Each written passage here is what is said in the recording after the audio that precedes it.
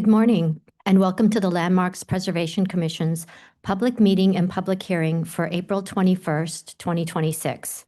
We're going to begin by taking attendance, and I'm going to ask our Deputy Legal Counsel, John Weiss, to call the roll. Vice Chair Master, Here. Commissioner Chen, Here. Commissioner Chu, Commissioner Ginsburg, Here. Commissioner Goldblum, Commissioner Quimby, Here. Commissioner Jefferson, Here. Commissioner Mahan, Here. Commissioner Wilder.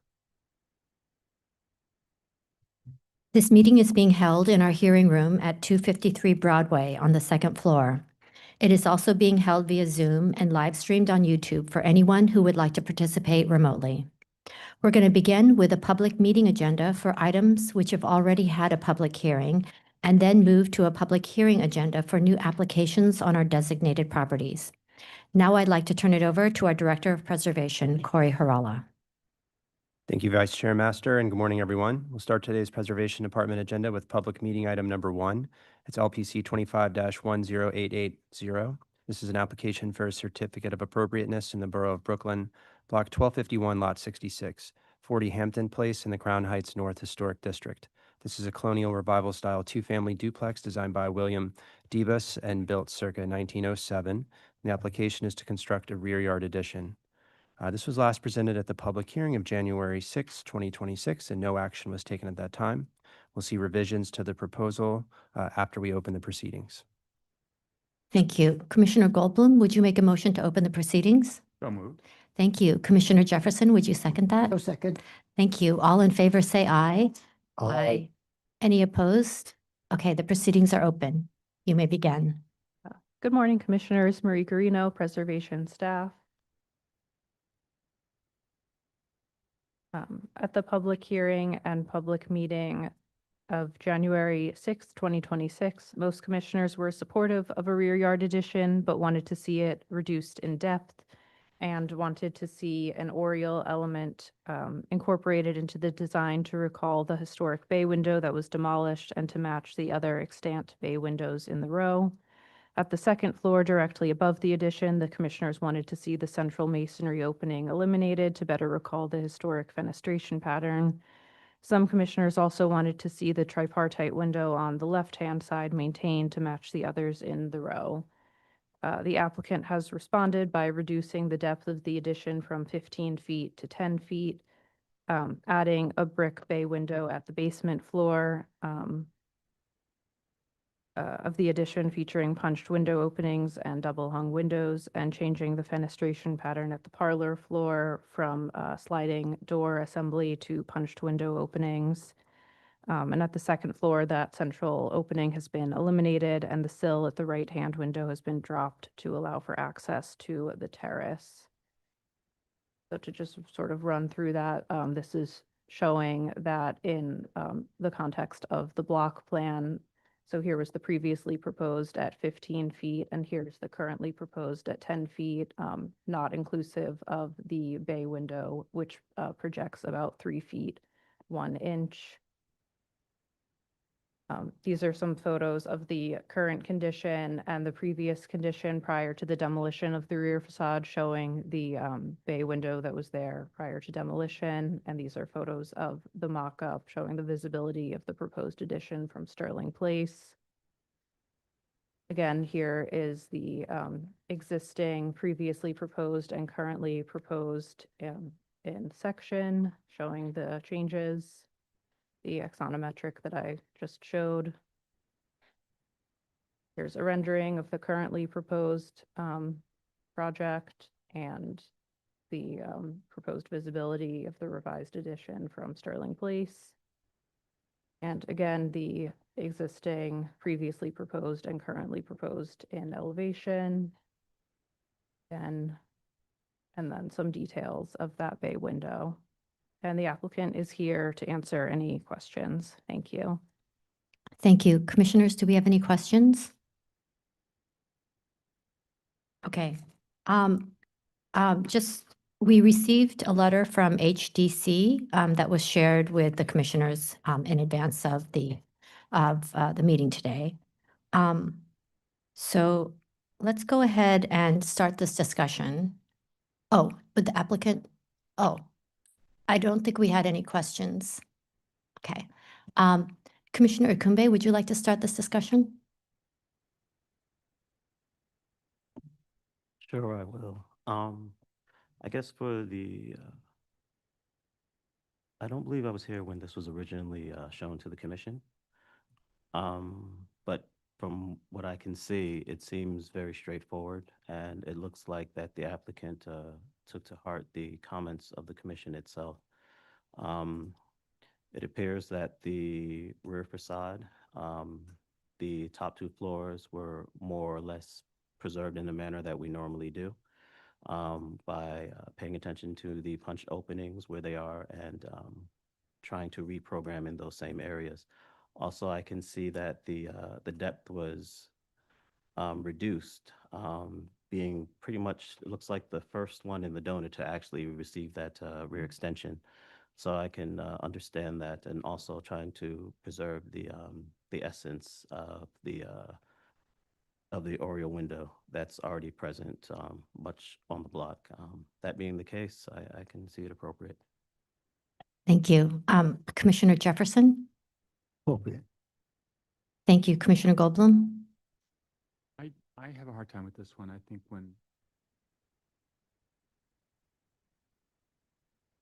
I think an addition beyond.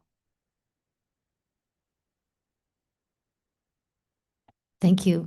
Commissioner Chen? Appropriate. Thank you. Commissioner Mahan? Commissioner Ginsburg? Appropriate. Okay. Then Commissioner Ikumbe, would you like to read this motion? In the matter of LPC 25-10-880, 40 Hampton Place, Crown Heights, North Historic District, a colonial revival style two-family duplex designed by William DeVos and built at circa 1907, this application is to construct a rear yard addition. I note that the building style, scale, materials, and details are among the features that contribute to the special architectural and historic character of the Crown Heights North Historic District. I recommend approval, finding that the historic bay window that was removed at the basement floor was simply designed with minimum detailing. That proposed rear yard addition will be only minimally visible from an opening in the street wall on Sterling Place. That the proposed two-story rear yard addition will be modest in scale and will not diminish the central green space or presence of the rear yard.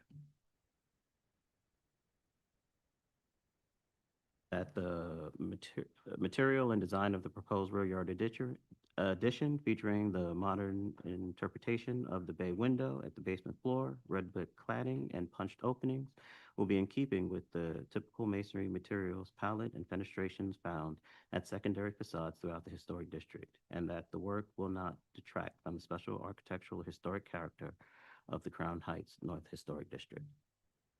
Thank you. And Commissioner Jefferson, would you second that? So second. Thank you. And John, will you call the vote? Vice Chair Master, Aye. Commissioner Chen, Aye. Commissioner Ginsburg, Aye. Commissioner Goldblum, Commissioner Quimby, Aye. Commissioner Jefferson, Aye. Commissioner Mahan. Aye. 6 in favor, 1 opposed. The motion passes. Thank you. That's been approved. Let's move to the next item. All right, we're going to make a schedule adjustment while we wait for the next applicant to join Zoom. We're going to go ahead and skip that one and come back to it. So we'll move to public meeting item number 3. That's LPC 26-06268, an application for a certificate of appropriateness in the Borough of Manhattan, Block 188, Lot 9, 385 Greenwich Street in the Tribeca West Historic District.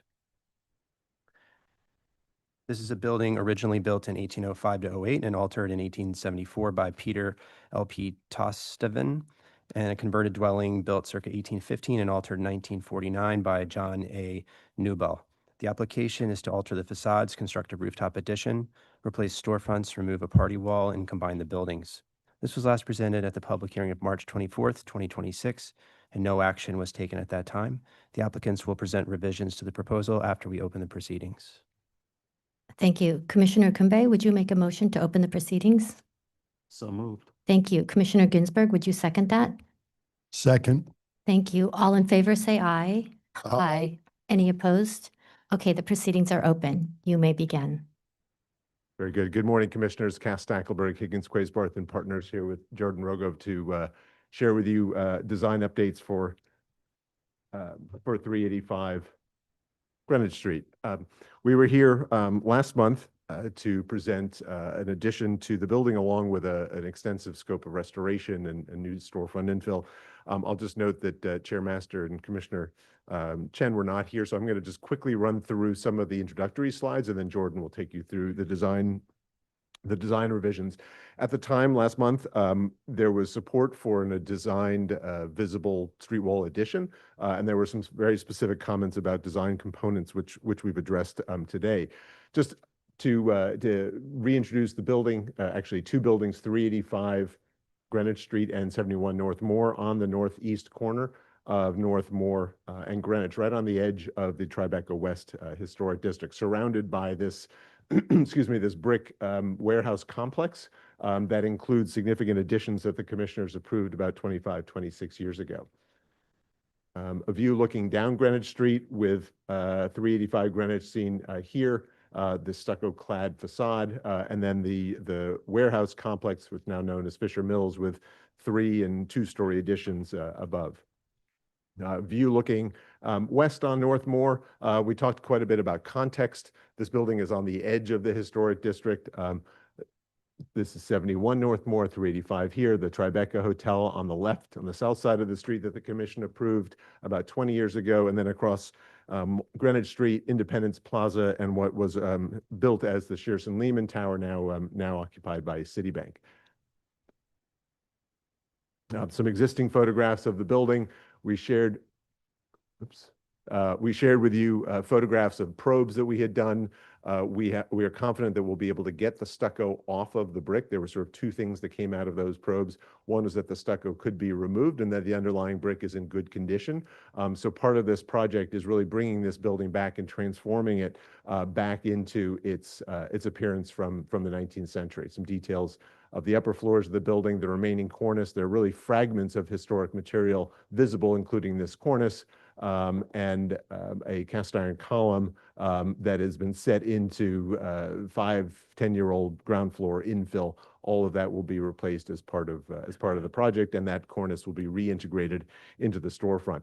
We talked quite a bit about this notion of transformations. We talked about neighborhood transformation. The map an image on the left is of St. John's Park, this square park that is currently at the site where the St. John's Rotary is, the exit from the Holland Tunnel. St. John's Church here. This was this idyllic church square with small-scale houses from the early half of the 19th century, and by the second half of the 19th century, the neighborhood had been completely transformed with the construction of the Hudson River Railroad's freight terminal in place of that park, and then the warehouses that then came after that. So significant transformations to the district and the neighborhood, transformations to the underlying building itself, built in the early stages of the 19th century, additions early on, changes at the storefront in the 19th century, and then the current appearance of the building with the coating of the stucco, et cetera. So the building has been transformed through its life, and the proposal would be a further change and transformation. And then finally, transformations seen under commission review and regulation since the district was designated in the 1990s. Additions and modifications and restorations, including additions to small-scale buildings like the 3-story building at 50 Hudson Street, and then larger-scale additions on larger-scale buildings up the street on North Moore, and then as well as I mentioned, the Fisher Mills complex directly to the north of the project site. This is what we presented to you last month. There were very specific comments about design elements. As I said, there was acceptance for a designed addition, but there were specific comments about both the articulation at the top of the addition and the cornice, the prominence of the cornice, but also at the base, some detailed questions about the proportion and organization of the storefront and the cornice, and then more broadly, the relationship between the base and the addition and how those two needed to speak together sort of a little bit in a little bit more of an equal voice. So with that, I will have Jordan take you through the detailed design revisions. Good morning, Commissioners. Jordan Rogoff, partner at DXA Studio. As Cass mentioned, I think we got some great feedback at the presentation last month. And I think we had a lot of conviction with the design that we brought forth at that time. And so we thought of addressing a majority, the lion's share of those comments with a series of kind of recalibrations across a number of elements. I think one of the most kind of impactful comments that came very early on in the presentation was a call for us to kind of study the relationship between the base of the building and the proposed addition. That perhaps perhaps the addition that we're pursuing looks a little off kilter because the base is so diminutive at the bottom of the building. And so one of the first moves that we studied was taking the cornice of the base and actually raising that by a foot and increasing the height of the storefront. And as I'll show shortly, there was ample historical precedent for that move because our storefront was, by all accounts, quite low compared to the other buildings throughout the district. Also, the second move on the top there was a series of suggestions made by commissioners that perhaps we restore primacy to the composition to the historic cornice on the existing building rather than the addition. So we actually brought back the projected cornice on the addition by about 6 inches. And then in reevaluating that relationship between the base and the top of the building, we also saw our location of the handrails up on the rooftop as a little bit of a distraction and an unnecessary feature across the addition to kind of reduce the clutter, push that back further so that it's not visible from across the street. Then moving down to the bottom row, the last 3 moves, there were comments about the balance of the elevation of the addition working very well across the North Moore elevation, but that we should restudy how it looks on Greenwich. And we agree with that comment that it looked a little too vertical, so we actually pushed the columns further apart, increased that central bay. And then to balance the reduction in the cornice, we reduced the header depth, increasing the height of the windows. All of this, in our estimation, started to make the addition look a little bit lighter and balanced it much better, especially with the storefront move. And then finally, there were comments about the kind of welding of the 385 building with the North Moore building, giving that a singular cornice as opposed to the kind of independence that we were maintaining with the other design moves. So being that there are no right angles in any of these buildings, we took advantage of that kind of 8-inch discrepancy between the 2 buildings and have a kink in those cornices, which we'll show in a detail shortly. So collectively, we think these half dozen moves or so really improved the quality of the building. So they were great comments. I mean, you can be looking at a design for weeks at a time, and it takes a fresh set of eyes to suggest things to improve. And so that storefront, I think, by increasing that a foot, there's much more parity and balance between the base of the building and the cap of the building. And I think that helps serve to bring the attention back to the body of the building, which is the kind of removal of the stucco across the facade. So other comments that were discussed or other ideas that were discussed were perhaps we explore some of the quirkiness of the elevations along the North Moore Street side. I think we looked at additional columns within the addition, but ultimately we felt, and excuse me, let me go back.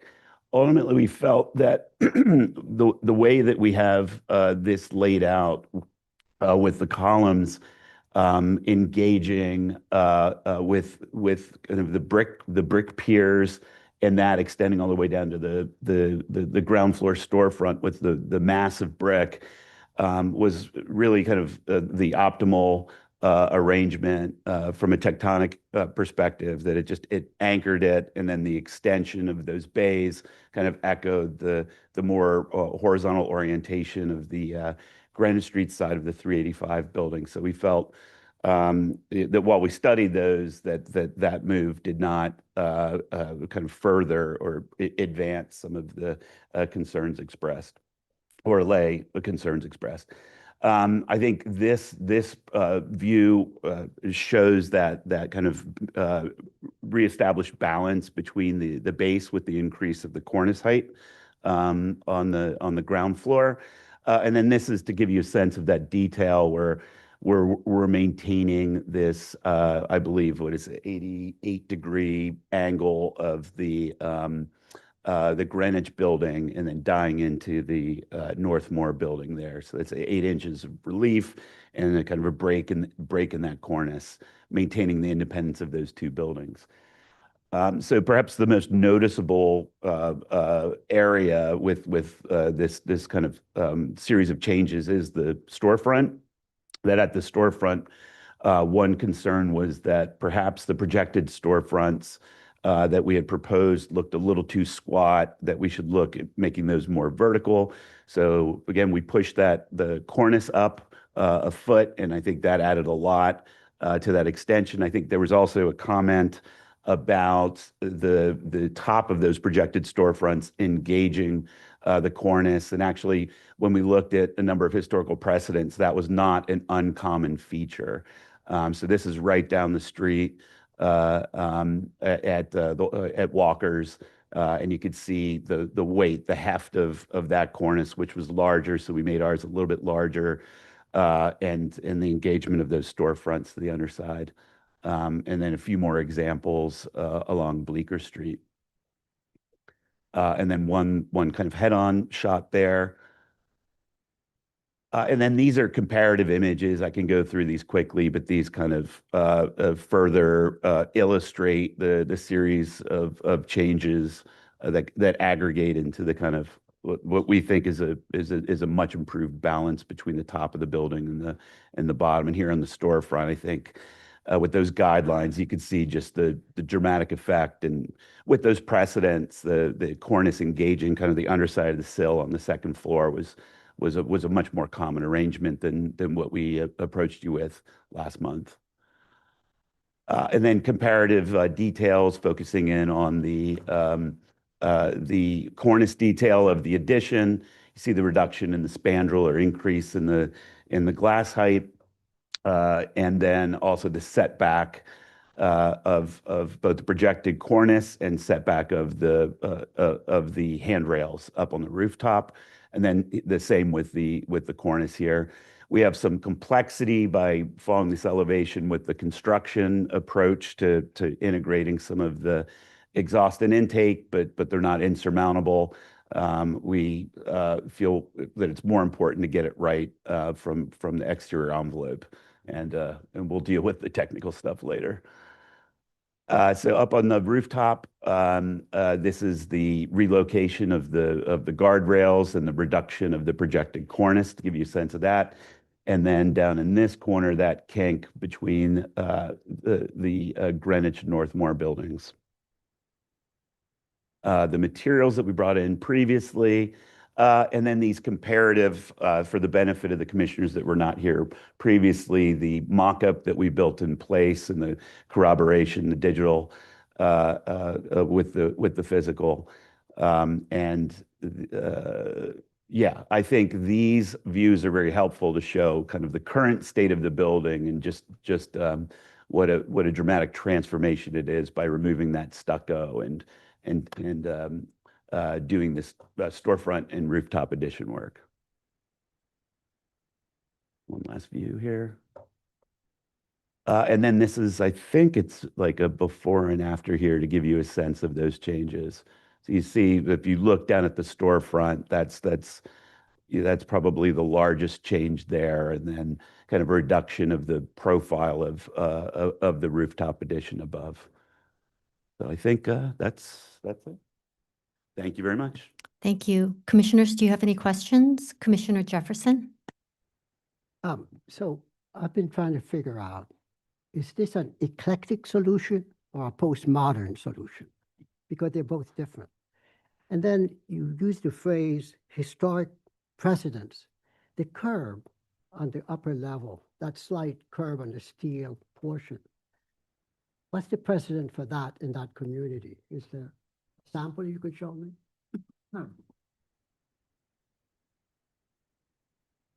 Yeah.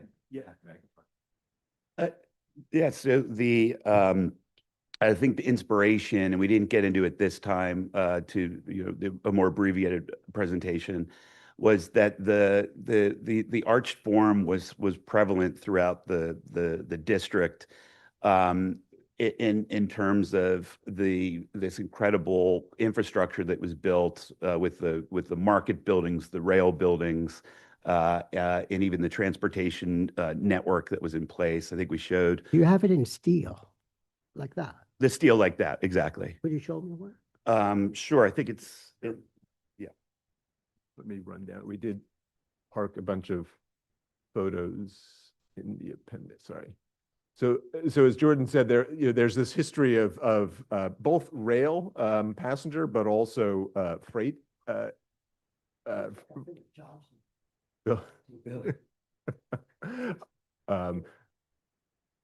So, okay, that is the sort of inspiration. Obviously, it's not a literal reference. We weren't sort of taking that idea of the sort of curvilinear form and the sort of lattice of steel. Okay, and I think you had another question. I'm not sure if it was rhetorical or about. Trying to I'm trying to figure out what's the concept of the style of the building. Is it postmodern? Is it eclectic? And what's the difference between the two in terms of this committee? And that's why I brought up the question. Understood. But I think you've answered it. yeah, I wouldn't say it's a specific style as much as just the drawing upon the series of inspirations throughout the research for the project, that form, in addition to being evocative of that period, is also pretty explicitly clear in how the structure works.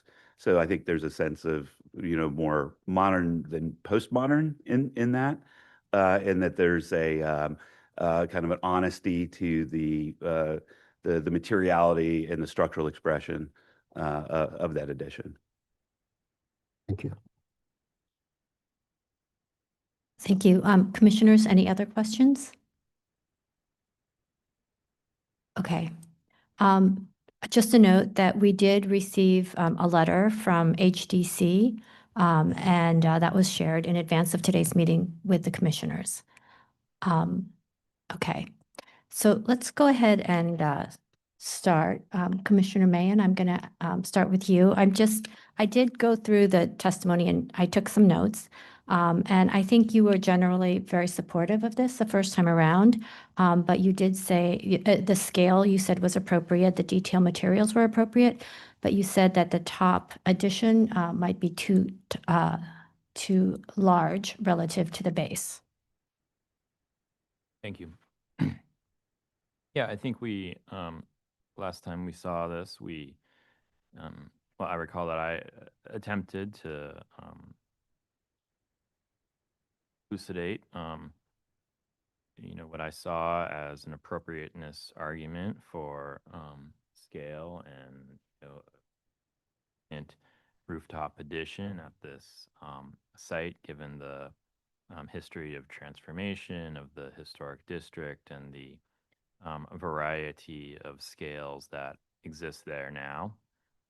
It's a really interesting project. It's going to be a significant improvement to this corner and the historic district, especially given the removal of the stucco and restoration of the brick and the storefront and so forth.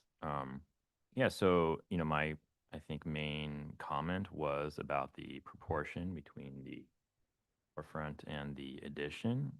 I think that the series of nips and tucks that the applicant has made here has significantly improved the relationship of base to body to crown, in a manner of speaking.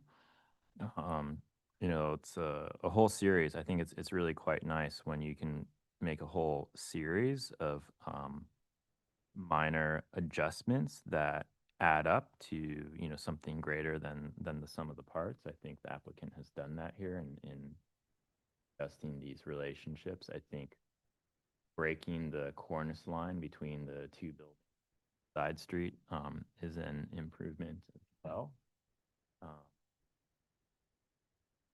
I would note that I was quite persuaded last time and remain so.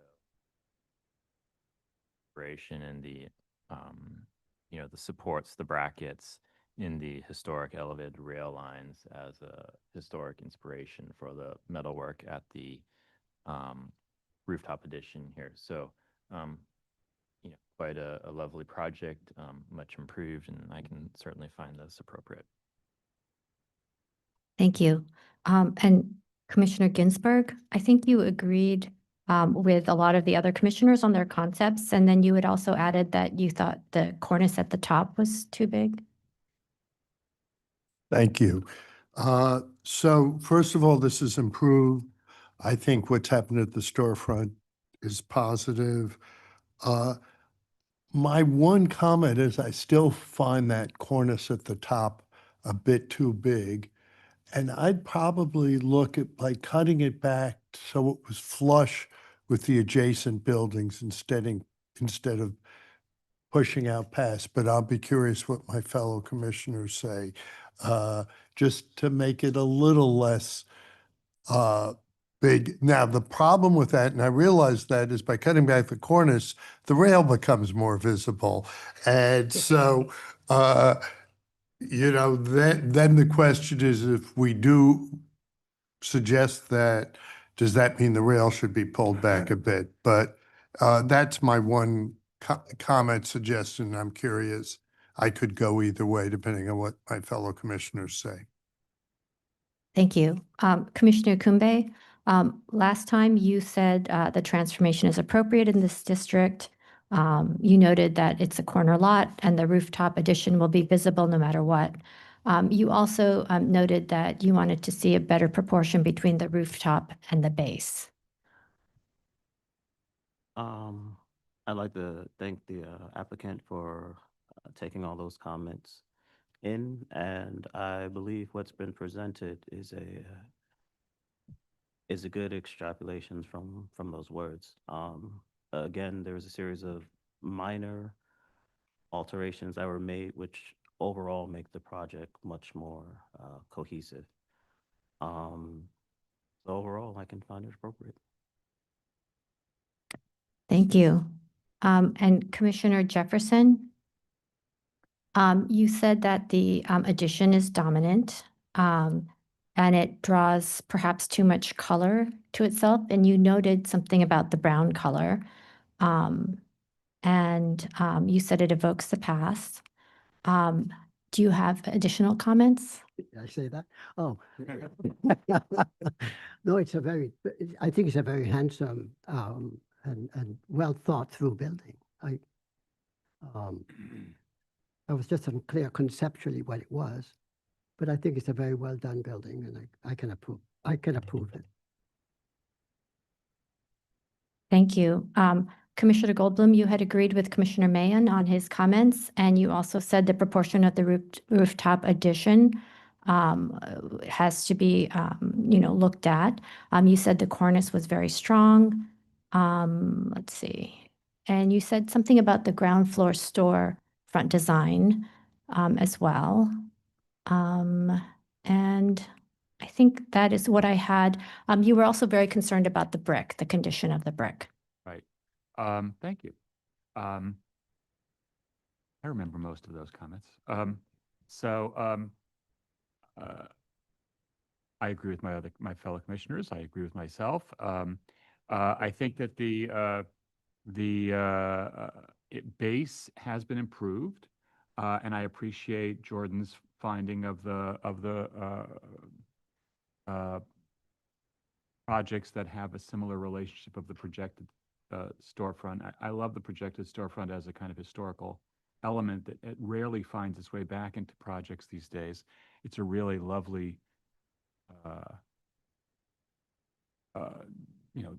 tool in the toolbox that is rarely employed, and I'm glad that they're doing it here. The relationship of the column to the cornice kind of bugs me, but it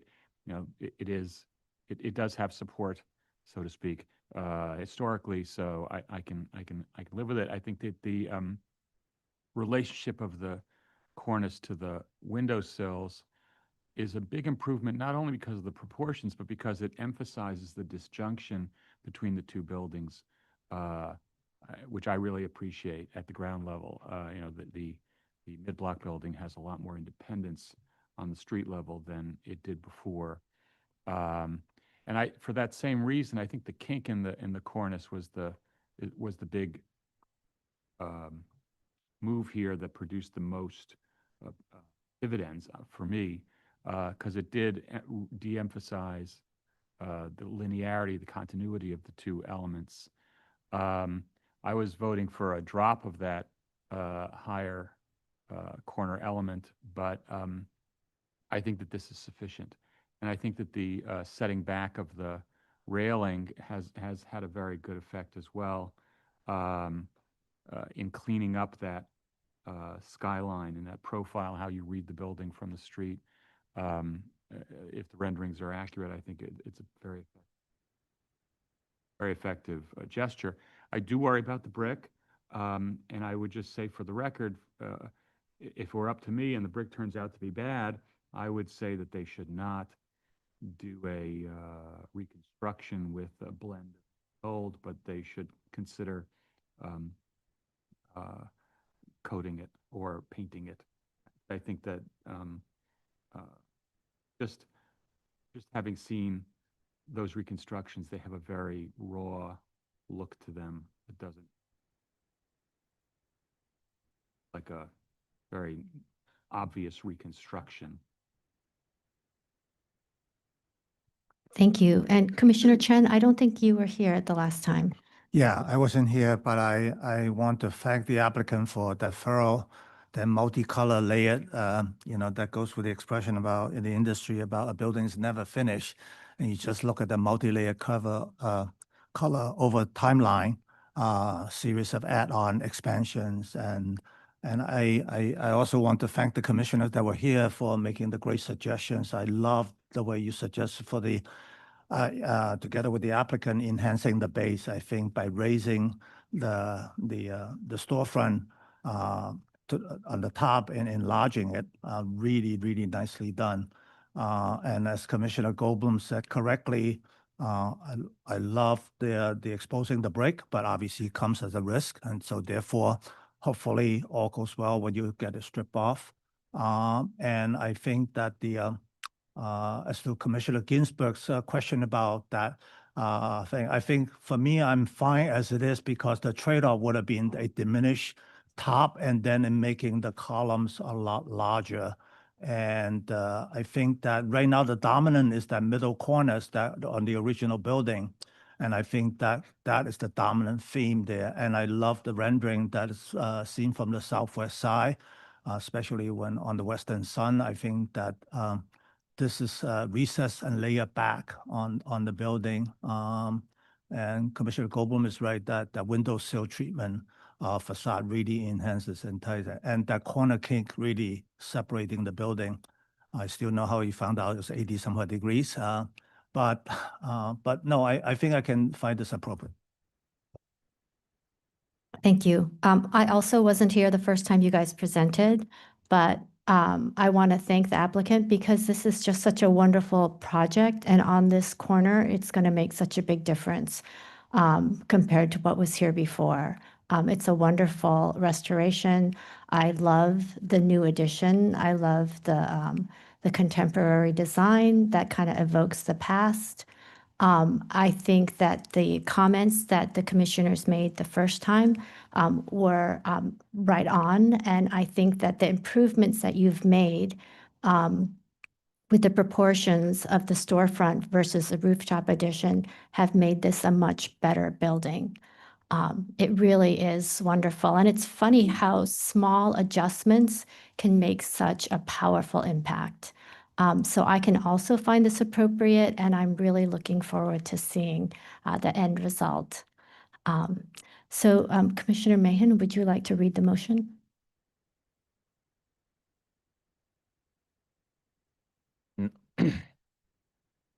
In the matter of LPC 26-06268, 385 Greenwich Street, Tribeca West Historic District, a building originally built in 1805 to 1808 and altered in 1874 by Peter L.P. Tostevin, and a converted dwelling built circa 1815 and altered in 1949 by John A. Newble. Application is to alter the facades, construct a rooftop addition, replace storefronts, remove a party wall, and combine the buildings.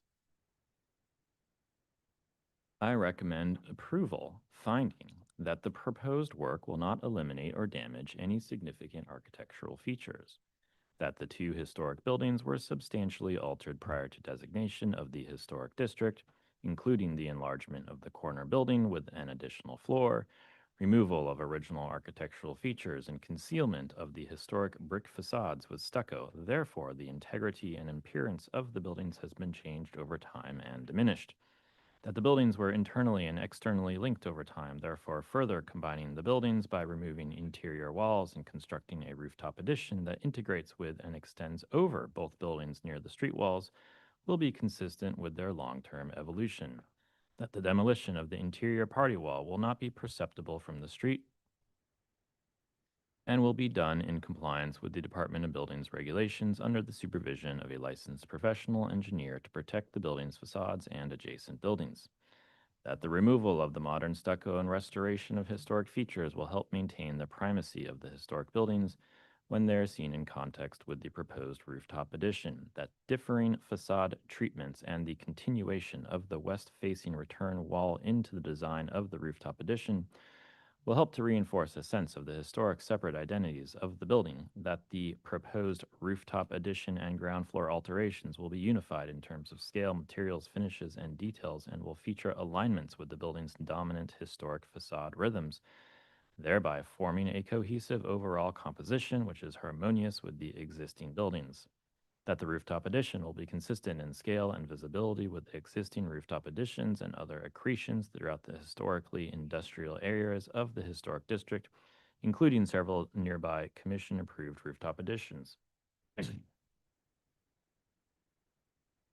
That given the variations in nearby building heights, the presence of a prominent rooftop addition on these low-scale buildings, which are surrounded by significantly larger buildings, will not detract from the streetscape or overwhelm the neighboring properties. That the design and materials of the rooftop addition, inspired by the historic elevated railway which once ran past the building, will subtly reflect the history of the site, and the use of glass and metal will contrast with the solidity and finishes of the red-toned brickwork, allowing the original buildings to remain legible. That the slim silhouette and simple detailing of the addition's cornices will help them remain subordinate to the cornices at the main facades. That the removal of a small, plain parapet at the extension to the corner building will not significantly change the proportions of the facade or the relationship between the main section of the building and the extension. That the fire escape to be removed is not original to the building or part of a continuous grouping of fire escapes along the streetscape, and does not possess any unique or highly decorative design features. Therefore, its removal will not detract from the historic character of the buildings. That the base of the building, including a projecting profiled continuous cornice above projecting metal storefront bays and a canted corner entrance, all with a dark finish, will be a modern interpretation of commercial ground floors found at buildings of this age and style in terms of composition, materials, and finish. That the remaining historic cast iron column will be retained and integrated into the redesign of the storefronts. That the residential entrance gates will be simply designed and typical in terms of material and finish, and subtly reflect that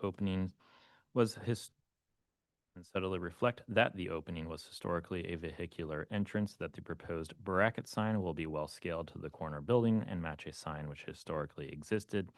in this location in terms of size, material, and basic design, and that the proposed work will not detract from the special architectural and historic character of the buildings or the Tribeca West Historic District.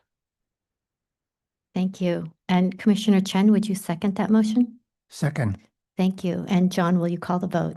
Vice Chair Master, Aye. Commissioner Chen, Aye. Commissioner Ginsburg, Aye. Commissioner Goldblum, Commissioner Quimby, Aye. Commissioner Jefferson, Aye. Commissioner Mahan. Aye. 7 in favor, none opposed. The motion passes. That's been approved. Thank you. Congratulations. Let's move to the next item. Right now, we're now going to return to public meeting item number 2. That's LPC 26-06389, an application for a certificate of appropriateness in the Borough of Brooklyn, Block 5029, Lot 60, 195 Maple Street in the Prospect Lefferts Gardens Historic District. This is a neo-Renaissance style row house designed by Benjamin Dreisler and built in 1909 to 10. And the application is to legalize the installation of an areaway wall without LPC permits. This was read into the record at the public hearing of March 24th, 2026.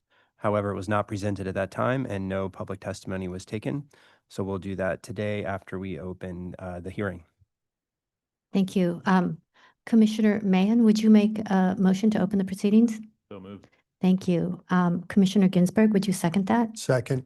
Thank you. All in favor, say aye. Aye. Any opposed? Okay, the proceedings are open. Great. Good morning, Commissioners. Michelle Craren, Preservation Staff. This item before you is for 195 Maple Street, which is located in the Prospect Lefferts Gardens Historic District. The building is located on the north side of Maple Street between Bedford and Rogers Avenues. I will walk you through the details of the proposal to legalize the installation of an areaway wall without Landmarks Preservation Commission permits at the subject property. 1940s tax photograph on the left shows the historic condition at the row, a sloped planted areaway with a low sloped curb. The photo on the right shows the current conditions.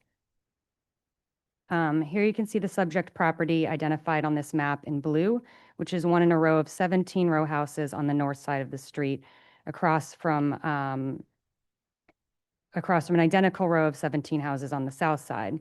The orange and red callouts on this map indicate properties within these rows with areaways that were altered prior to designation.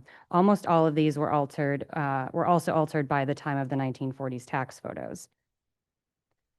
So there were two approaches taken to alterations historically. Some planted areaways were capped over with concrete, retaining the slope as seen in the photo on the left.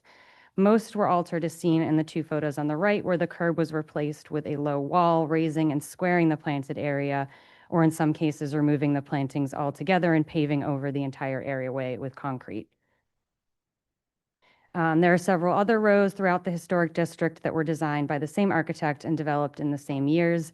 These rows also exhibit similar pre-designation alterations. Finally, the last several slides show that the altered conditions on the block remain as they were 80+ years ago.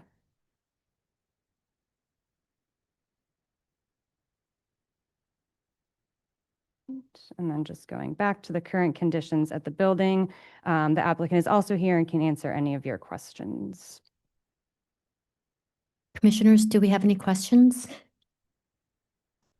Are we taking the testimony? Okay. We have to close it. Not yet. Okay. So if you don't have any questions, we're going to go ahead and see if we have any public testimony. Is there anybody in the room who would like to speak on this item? Noting that there isn't, I'm going to turn it over to Elizabeth Lee to see if we have any remote testimony. Those joining via Zoom who wish to speak, please use the raise hand function.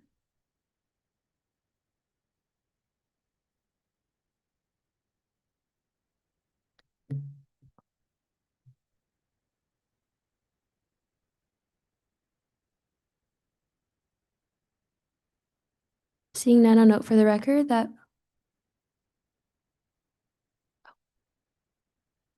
the first speaker will be the Historic Districts Council.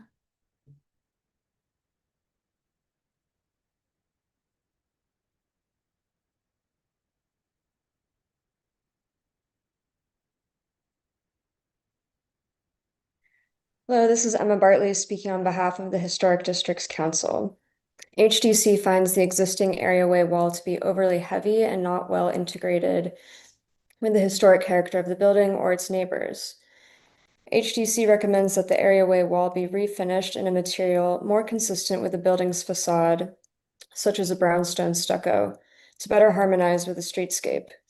Additionally, the introduction of ironwork, consistent with the historic precedent visible in neighboring properties, may help soften the appearance and improve its relationship to the historic context. Thank you.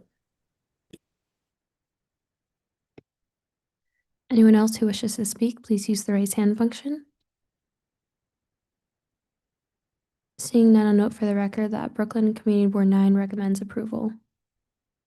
Thank you. Did you want to say anything about the comment or HDC's comment? The owner is on Zoom if he would like to respond. But the original material at the areaways is an untinted concrete. Yeah, if I could make a comment on that. Just there state was your name for the never any- record, please. So, I'm sorry, my name is Derek Weizon. I'm the property owner. Go ahead. Can you hear me? Yes, please go ahead. Okay, so there was never any ironwork there historically, and some of the buildings on both sides of this building have the same area wall. They have the same height wall. This modification was done just to bring the building into alignment with the surrounding buildings. For context, there was never any ironwork there, and I was advised that the concrete work that was there originally was untinted, and to change that would have been a problem for landmarks. Maybe that was the wrong information, but I was told to leave it its original color, which is natural concrete. Great. Thank you. It looks like we have a question, Commissioner Goldblum and then Commissioner Ginsburg. Question for staff. Are the other knee walls also gray or are they brown? So there are a mix of materials. Some of them are concrete. The one directly next door is a tinted concrete. And then on the other side, it's actually brick over the original concrete curb. So there's kind of a mix of brick, of tinted concrete, and also untinted. It's a sort of varied condition, but the heights are somewhat consistent. Got it. Thank you. I may have asked this last time, but why was work done without first coming to landmarks? There was no, I mean, as far as I was concerned, it appeared that because all the other surrounding buildings had a level planter, that there would be no reason to believe that that would be non-compliant with landmarks when all the other surrounding buildings had it. So it didn't seem, there was no modification of the actual structure of the house. And so therefore I didn't think that was, essentially just all it did was just level off the planter. There was no, I didn't believe that that was something that would be even worthy of your attention, frankly. Okay. So you understand for the future that if you want to do something, please come to us first. Now I understand that very clearly, but at the time, again, this is the first time I've ever, I've only been here for 3 years. We hadn't done any work prior to that on the house, and I've never lived in a landmarks district before, so I was unaware. I thought if I was changing the actual facade of the house, obviously that would be something I would need to get approval for. But in terms of just the planter in front, that didn't seem like, particularly when all the other houses have identical planters, it didn't seem like something that was going to be a problem to me. Thank you. Thank you, Commissioner Jefferson. Is there a policy if you don't come, do you get fined? Well, not necessarily a fine. If work is done without permit, we will contact the owner and issue a warning letter saying you need to get a permit from landmarks to address this condition. And only if they do not respond to that, then there might be a fine imposed. Then there's no fine. Yes, we care about the buildings and not about collecting fines. So if you respond and you address the condition, there's no fine. Thank you. Any other questions, commissioners? Okay, if not, let's go ahead and close the hearing. Commissioner Chen, would you make a motion to close the hearing? So moved. Thank you. Commissioner Mahan, would you second that? Thank you. All in favor, say aye. Aye. Any opposed? Okay, the hearing is closed. And Commissioner Jefferson, would you like to start this one? The areaway is in keeping with other areaways in the row. If I can approve it because the neighbors pretty much have the same system and material. Thank you. Commissioner Kumbay? I agree with the mishmash of materials, but it's maintaining across the block. I find appropriate. Thank you. Commissioner Ginsburg?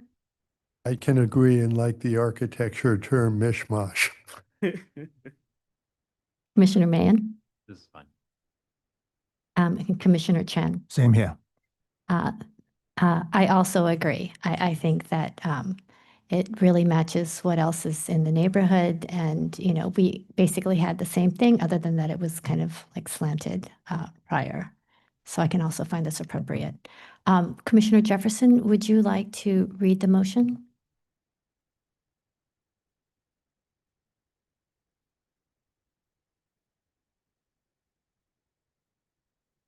In the matter of LPC -26-06389, 195 Maple Street. Application is to legalize the installation of an areaway wall without Landmark Preservation Commission permit. I note that the building style, scale, material, and details are among the features that contribute to the special architectural and historical character of the Prospect Lefferts Garden Historic District. I recommend approval, finding that the installation of the area wall will not damage or eliminate any significant architectural features of the site. The areaway on this block originally featured sloped concrete borders and planting areas without retaining walls, but most have been modified over time to include low areaway walls. Therefore, the work does not call undue attention to itself within the streetscape and is in keeping with these changes to the block over time. That the areaway wall constructed of untinted concrete is in keeping with the area paving material historically and currently found at buildings within the row and throughout the streetscape in terms of material and finish, and that the work does not detract from the special architectural and historical character of the building and the Prospect Lefferts Garden Historic District. Thank you. Commissioner Kumbay, would you second that? Second. Thank you. And John, will you call the vote? Vice Chair Master, Aye. Commissioner Chen, Aye. Commissioner Ginsburg, Aye. Commissioner Goldblum, Commissioner Quimby, Aye. Commissioner Jefferson, Aye. Commissioner Mahan. Aye. 7 in favor, none opposed. The motion passes. That's been approved. And now let's move to the next item. Right, and we'll move forward again to public meeting item number 4, LPC 25-07905, an application for a certificate of appropriateness in the Borough of Manhattan, Block 623, Lot 34, 60 Bank Street in the Greenwich Village Historic District. This is an Italianate-style townhouse built in 1853 to 54. The application is to construct rooftop and rear yard additions, excavate the rear yard, alter the rear facade and lot line parapets, and install ironwork. This was last presented at the public hearing of March 24th, 2026. No action was taken at that time. The applicants will present revisions to the proposal after we open the proceedings. Thank you. Commissioner Kumbay, would you make a motion to open the proceedings? So moved. Thank you. Commissioner Jefferson, would you second that? No second. All in favor, say aye. Aye. Any opposed? Okay, the proceedings are open. The applicant may begin. Okay. Good morning. Joseph Torella for Swiggy Torella Architects. Good morning to all the commissioners. We were here last time and had a number of, really valuable comments from the commissioners and as far as the renovation of this townhouse. And maybe, okay. On Bank Street, we're here only to respond basically to three main points that the commissioners made. One was about,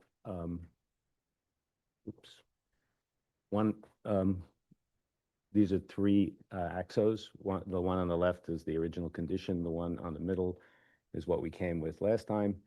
And the one on the right is what we are here with now.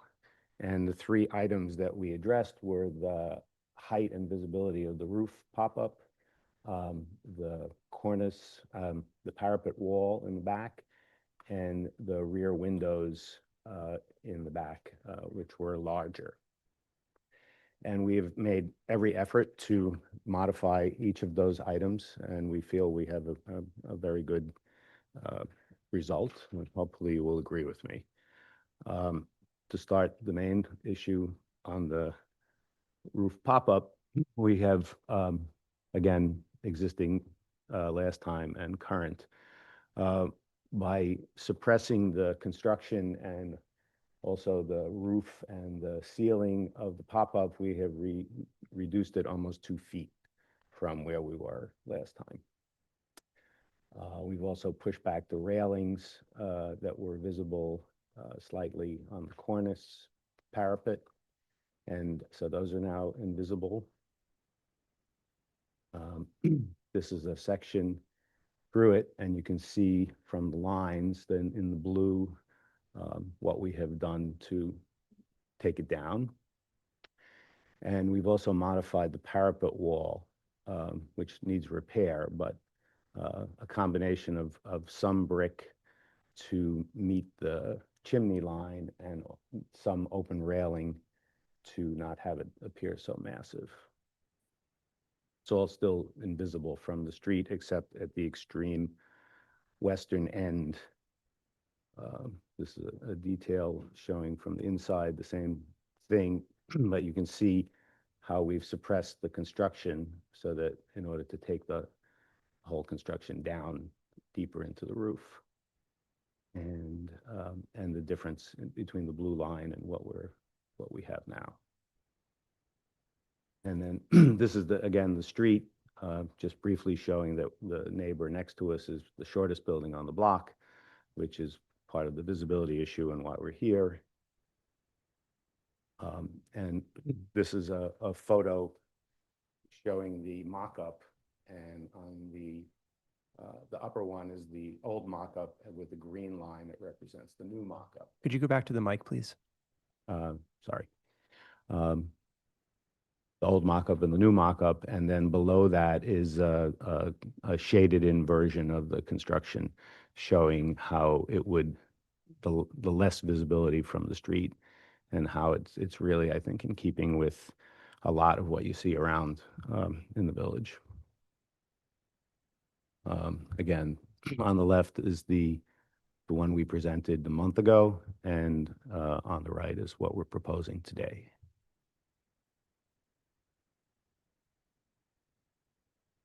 And as you walk down the street, the arrows just point to how little this is visible, and it disappears completely, not very far down the street.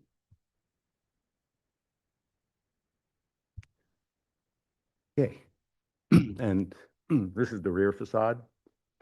The existing conditions, what we presented last time and what we brought back today. And you can see the changes of the second floor windows. We went back to the window pattern that was there before, just extending it more to the ground. We put back the lintels on both floors, and then we've lightened the amount of brickwork and the railing at the upper level, including lowering it a little bit and still being able to make the gutters work with the steeply sloped roof. But we think this is, much more in keeping with what a lot of the reaction was to the last hearing. This is just a plan showing the difference between what we presented and what we're now presenting. And in section, the same thing. The lighter treatment of railings and parapet up at the top. And again, just a reminder of the finishes. The zinc coating is in the lower left is what we're proposing for the pop-up. Very neutral. And that's it. Thank you. Commissioners, do we have any questions? Okay.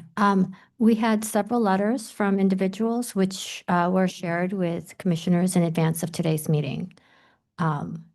So let's go ahead and start this discussion.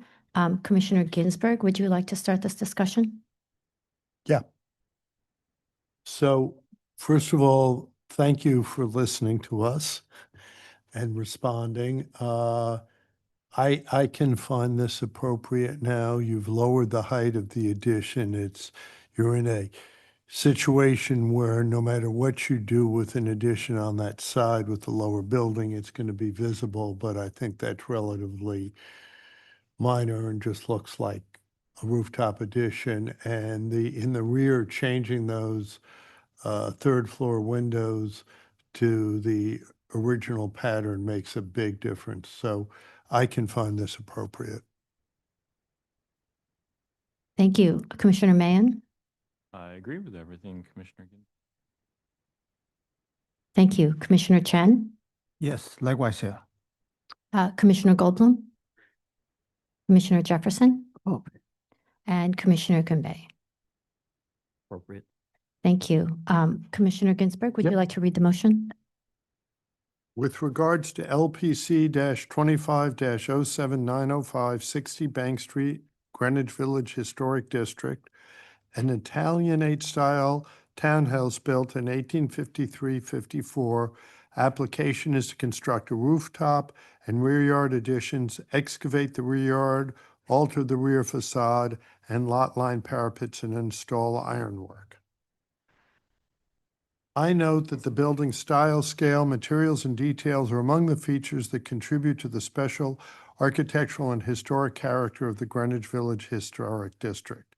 I recommend approval, finding that the proposed work will not eliminate or damage any significant architectural features, that the proposed rooftop addition will be set back from the front and rear facades, and the proposed rear yard addition will not rise to the full height of the building, maintaining a sense of the building's original massing. That the rooftop addition flues and guard rails will be simple in design and form, typical in terms of material, neutral in finish, and only visible from public thoroughfares in limited views over secondary facades. That the limited raising of the parapet at the secondary side and rear facade will maintain typical proportions, will not detract from the primacy of the front facade or disrupt a unifying feature of the row. That the proposed rear yard addition will be in keeping with other additions on the block in terms of height and depth, and will not project into the rear yard further than the neighboring rear yard addition, including one of the adjacent neighbors, and will not be visible from a public thoroughfare. That the glazed openings at the rear yard addition will be in keeping with those of other rear yard additions within the block, and the assemblies will include vertical muttons to reduce the scale of the glazing. That the proposed excavation will not extend to the rear lot line and will provide an area for substantial planting in the rear yard. That the excavation will be done in compliance with the Department of Buildings regulations under the supervision of a licensed professional engineer to protect this building and adjacent buildings, and the work will not detract from the special architectural or historic character of the building or historic district. Thank you. Commissioner Mahan, would you second that? Second. Thank you. And John, will you call the vote? Vice Chair Master, Aye. Commissioner Chen, Aye. Commissioner Ginsburg, Aye. Commissioner Goldblum, Commissioner Quimby, Aye. Commissioner Jefferson, aye. Commissioner Mahan. Aye. 7 in favor, none opposed. The motion passes. That's been approved. Let's move to the next item. Next item is public meeting item number 5. LPC 25-09125, an application for a certificate of appropriateness in the Borough of Manhattan, Block 517, Lot 30, 139 Thompson Street in the Sullivan-Thompson Historic District. This is a neo-Grec style tenement building designed by George Holzite and built in 1875. The application is to demolish the existing building and reconstruct the historic front facade as part of a new building. This was read into the record at the public hearing of March 17, 2026. However, the application was not presented at that time, nor was public testimony taken. So we'll do that today after we open the hearing.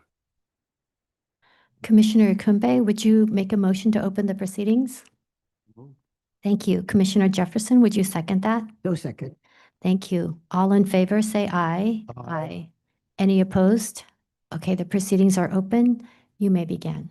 Before the applicant begins, if I could just make a note, because this project involves demolition of a contributing building in the Sullivan-Thompson Historic District, we asked Don Friedman of Old Structures, the structural engineer on retainer to the commission, to review the engineering reports prepared by the applicant's team and make a site visit.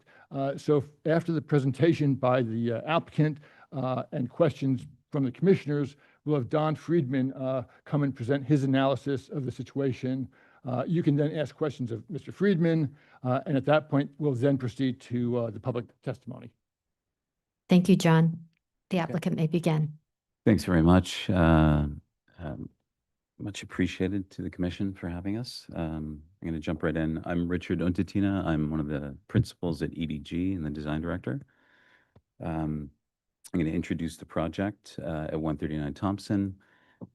This is a table of contents we're going to discuss from 1 to 7, essentially outlining the history of the building, required stabilization, observations, analysis. I'm going to speak a little bit about a CCD1, new configuration and compliance, facade conditions and assessment, and then proposed reconstruction. I do want to start with 4 points. First and foremost, this is a project about life safety and public responsibility. So I just want to underscore that this project is grounded in a foremost commitment to that. We're very much concerned about the safety and ensuring that all planning and execution on this project meets all the conditions of public safety, and careful attention to safeguard the public realm is at the fore for this project. Secondly, I want to say the commitment to preservation and exact reconstruction is also at the fore for us on both the client side and the team. We approach this effort with a clear preservation mandate, prioritizing the faithful and exact reconstruction of the building. Every decision is guided by respect for the original architecture and the responsibility to restore it with precision and integrity. Thirdly, I want to make mention of the established coordination effort with the New York City Landmarks Preservation Commission. We've had sustained conversations, very productive conversations, ongoing dialogues over the years, in many years, through which the project has been thoughtfully shaped and refined. This sustained engagement has ensured alignment and with regulatory expectations and preservation best practices. And then fourthly, I think this is important to underscore and punctuate, is the proven stewardship and restoration expertise that our client, SW Management, has brought to the fore through many other projects. Our client brings a demonstrated track record of stewardship across hundreds of completed projects. And when I say hundreds, it's literally hundreds, 76 of which are landmark-specific restorations. So it's not lost on the team the importance of this endeavor, their history dealing with projects like this. They have a deep understanding and a deep respect for this process. And we're going to speak to that as we go through this, and we'll demonstrate it as well. That depth of experience underscores a long-standing commitment to this process of preservation and a sophisticated understanding of the complex restoration process. So I'm going to move through some slides here. And again, this is just an example of those 76 landmark restoration projects I'm speaking of. This really highlights and punctuates the efforts that they've undergone with these projects. That's not 7 or 6, it's 76 projects. Many awards they've won, and also U.S. national monuments like the Stonewall Visitor Center, the museum, also a part of one of their projects. So as we know, this is the Sullivan Thompson Historic District. We're just south of Houston. And this is a historical photo in the 30s. You can see here 137 on the left, 139 Thompson on the right. Now, this building, as was pointed out earlier, is a George Holtzite project, neoclassical structure in the neo-Greek style. This was built in 1875 in tandem with its fraternal twin, we'll say, at 137. So these buildings are 151 years old. 139 Thompson Street in the center was bounded by a building to the north. So in the 40s, that building to the north of 139 Thompson was torn down. So 65 years later, approximately, building to the north of 139 was torn down. So for 86 plus years, that's been the sort of exposed facade that you see there on the north side. Now, our client purchased this building in 2007, so 19 years ago. So at a tender age of 132, our client purchased this property. And they owned this property since 2007 and started repair work to put in new gas services to the property about 7 or so years later, from oil to gas, bringing new gas service to all the units within the building itself. As part of this program, after that work was undertaken, we started a repair campaign. Our firm specializes in restoration, so they hired us to do restoration of the front facade, the north facade, and rear facade. So we undertook to do that work in 2017, shortly after the work, the gas service. Now, I just want to establish for the record, when all of this work is undertaken, and since the tenure of them owning this building, there were no violations on this building. There were no DOH violations, no DOB, HPD, no FDNY violations on this property. In fact, there were no complaints on this property, just for the record. So as we undertook this work to restore the facades, and again, this isn't a FIS project. This predates the parapet local law 126. As we started this process, understandably, at 132 years old, in this case, maybe 140 years old, as you start to undertake this, you realize, okay, there's going to be some shifted stairs. There's going to be some, deflection here and there. I mean, as I pointed out, they have a keen understanding of this type of property. We've done hundreds of these kinds of properties ourselves. So as you undertake to do this sort of work, you realize the condition of a building like this. We didn't think anything really untoward, but as we sort of investigated further, we realized things were slightly amiss. And I'm just going to jump back for a moment. In that process from 2017 to 2019, we met with the commission. We went through the process of getting approvals for doing the restoration work, and this is just an example of that here. So you can see the front facade and the side and rear facade. Working through with the directors and so forth, and LPC, looking at materiality, looking at all of the cataloging of the ornament on the facade, looking at the type of sealant, looking at the mortar, looking at the coloration of the brick, all of the things that you would look at to gain approval to do that type of work. Now, we just want to underscore, as we went through this process, again, this was, 99% of the time, it's fairly cut and dry. Now, this is the 1% where we realize, as we opened the building up to do probes, this was not your normal project. This was a seriously degraded structure that, again, brings life safety to the fore. And so that's something I really want to underscore, is we understood there was a serious issue here. This wasn't going to be your normal restoration project. Here you can see the building on the left, and this is as we know it today, from 2019 to the present, shrouded in scaffolding. And I'm going to hand this over to Jeff from our office, who is the Vice President of Structural Engineering. He's going to go through and really identify and show you exactly what we found and how alarming it was at the time. So I'm going to hand it over to Jeff Smith. Thank you, Richard. As Richard mentioned, my name is Jeff Smith. I'm the Vice President of Structural Engineering at EDG, and I'm the project engineer for 139 Thompson Street. I'd like to walk you through, as Richard had said, our initial walkthrough and then the exploratory campaign that happened after that. First of all, we have the building is a pre-old law tenement building that was originally built as cheaply as possible with very little reserve in the structure per today's standards.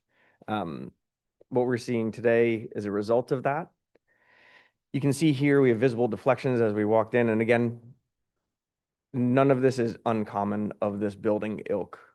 We're used to seeing things like this as we go. You have the deflected stairs, the cracked trimmers and headers, but the issue with the one in the middle there is that crack is more of an issue with the mortise and tenon joint and how it's actually cracking through. We would expect that crack to be on the opposite side of the structure and the header coming in as opposed to the trimmer where we're seeing it here. So this is a bigger issue in and of itself that needs some pretty major repair. The combination of these had us look deeper into the structure, and we see the deflection of the joist, the deflection of the stairs, and then we go to here. So to find out exactly how much deflection we had, we did a laser level survey throughout the structure using just a laser level and a tape going across the structure. And these next couple slides are the results of that. And you can see that it across multiple floors, it goes from essentially an inch to over 5 inches in some locations. This then had us dig even deeper into the structure itself and do a probing campaign to see where we were at. And once we did the probing campaign, we really wanted to focus on that center bearing wall. 99 times out of 100, we walk into these buildings and that bearing wall it wasn't originally intended to be a bearing wall, but it's acting as it's almost a de facto bearing wall that's transferring down at the first floor, which is where we would then provide repairs and things like that. The issue with this is there is no bearing at that center bearing wall. So you have joists that are spanning completely across from bearing wall to bearing wall that they just don't have the capacity for. And even the headers and trimmers are doing the exact same thing. So you can see, unfortunately, some of these are stressed well beyond what we would expect, some in the realm of 700%, which was shocking to see when we actually ran the numbers on that. So what we did is we reviewed over 330 joists throughout the building. We then installed over 500 shoring jacks to stabilize the building. The issue is this is just temporary. We do have concerns, and we have concerns about repairing the joists, and just the level of stress throughout. We're proposing that these joists be removed and replaced throughout the building. And then with that, we then went through, per the DOB and per building bulletins, we went through and we calculated out the different floor area that we found of where the floor would need to be replaced. And we actually came up with 450% of the floor to remain compared to the floor that's being replaced, which is well over the 110% rule that we have, unfortunately, which triggers the requirement that the new building actually follow the new code in and of itself. We actually took it and we got a CCD1 through the DOB reflecting this, and I'm going to let Richard go through the architectural implications of that. So in understanding what we're dealing with and getting the CCD1, obviously we're looking at a reconstruction of this building and understanding the sort of gravity of that.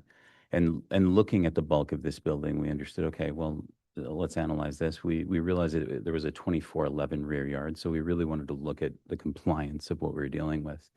So we went and we got approval for zoning on this property and making a compliant rear yard. So here you see the new bulk of this building has a 30-foot rear yard. We've got a completely compliant building. We've got 2 R-rated stair core on the south side now, a fully sprinklered building. This adheres to all the sort of ADA compliance rules, sprinklered throughout, meeting energy and mechanical code compliance. So in effect, this reconstruction, this new envelope, we're taking, 5 and change feet off the back end of this building, but making it completely compliant in its reconstruction. And through this process, obviously, the real peccadillo was dealing with the facade and really understanding, okay, well, how are we going to deal with the facade? Because that's obviously chief among everyone's concern about the context and the preservation of this facade by George Holtzite. And here you see the fraternal twins, and I say fraternal because there is a pediment on above the cornice on 137. So there are some slight variations between the two buildings. And again, the base condition in its sort of heterogeneous, ad hoc form. We'll speak to that a little later as well. There are obvious differences at the lower datum, and we will get into that. But really, we really analyzed this facade to the nth degree. And Christine, who I'm going to introduce next, really did a forensic study of this facade because, again, nobody is taking this lightly. Our client doesn't take this lightly. We don't take it lightly. We understand what the mandate is and really analyzing and looking at 137 Thompson and as it relates to 137 or 139 rather. And so Christine's going to run through all of the painstaking exercises that we did in analysis on this project. So I'm going to introduce Christine from our office. Hello, thank you, Richard. So I'm Christine Loach. I'm one of the firm principals at EDG. I'm also a registered architect and certified QE. And I've been spearheading the building envelope issues and repairs at the property since inception of the facade investigation in 2017 to present. So we understand that LPC has inquired about the possibility of the street elevation being salvaged in place given the conditions and code requirements warrant full reconstruction. Therefore, we developed a comprehensive survey program to ensure the potential for salvage was thoroughly evaluated. This program included a unit-by-unit inspection of the entire street elevation, cataloging approximately 3,780 bricks. Each brick was photographed, mapped, and evaluated using a defined defect criteria. Defects were categorized into 8 distinct types that you can see here on the top of the slide. Just zooming into each of those, we have 1, heavy crazing, 2, brick spall, 3, brick crack, 4, missing damaged brick, 5, vertical brick crack, 6, discoloration, non-original brick, 7, former coating damage, and 8, organic growth. So on these next slides, we're going to show 1 representative zoomed-in area per floor level with keyed numbers representing the 8 defect categories shown in black. So as you can see from this 5th floor snapshot, defects exist at the majority of the brick panel, with most bricks having at least 1, if not more than 1 defect type per brick. And the following slides show that same typical snapshot at each floor, this being the 4th floor, the 3rd floor, and the 2nd floor. So these are just small samples selected per floor level to demonstrate what we found to be typical across all floors. But at the end of our comprehensive survey, what we concluded was 3,024 of the existing 3,780 bricks fell into one of the 8 defect categories. On the left-hand side is an overall view of the facade showing the defective brick we found, noted in red. And on the right-hand side is a blow-up view of the 4th floor level, just to show you the red defective brick with each defect category noted. So this constituted approximately 80% of the street elevation brick. So deterioration is systemic and present across all floors, not isolated. So per the New York City Administrative Code, Section 28, the building facade must be maintained in a safe condition. Therefore, these 3,024 defective bricks cannot remain. And also per the New York City Building Code, Section 21, masonry units may not be reused unless they are whole, sound, and free of defects. So based on our inspection, 80% of the units do not meet the criteria for safe reuse. Accordingly, the street elevation could not safely remain in place, even as a non-structural facade. Thus, the street elevation needs to be rebuilt and defective bricks identified and replaced. But during the street elevation reconstruction proposed, the mortar joint sizing will need to be confirmed. On the right-hand side of the slide here, you can see the 1/8 inch existing butter joints at 139 Thompson. And on the left-hand side, the two photos are the existing 3/8 inch joints at the twin building to the south, 137 Thompson Street. That building had undergone a restoration campaign under LPC oversight where the full street elevation was repointed. So we have two options for the new mortar joint sizing in our reconstruction proposed. We can match the 1/8 inch butter joints of 139 Thompson in kind. We could accomplish this by using a 10 mm helical tide with a lipped brick to conceal it. We have successfully implemented this detail at another building under LPC oversight in the Greenwich Village Historic District at 57 and 59 Christopher Street, also with SW Management. We could also do this detail on the right, which would match the 3/8 inch joint at 137 Thompson, the sister building to the south. We could use a standard masonry tie with that size joint, so we'd use a 3/16 inch standard masonry tie. But regardless of the joint sizing, the mortar joint alignment and datum during reconstruction will match existing 139 Thompson and align with 137. So in addition to preserving the mortar joint alignment, during demolition, we will also carefully remove, catalog, and preserve the existing cast iron elements for reinstallation during the street elevation rebuild. Where not salvageable or currently missing from the facade, for instance, the decorative florets, those will be replicated in new fiberglass units per physical samples previously approved by the commission. The street elevation cornice will also be replicated in new fiberglass per prior LPC approval, and will also be utilizing the prior approved brick, mortar, sealant, paint, etc., approved by the commission. So a great precedent project that SW Management and EDG has successfully completed, similar to what we're proposing here for the street elevation at Thompson Street, is 49 Grove Street in the Greenwich Village Historic District.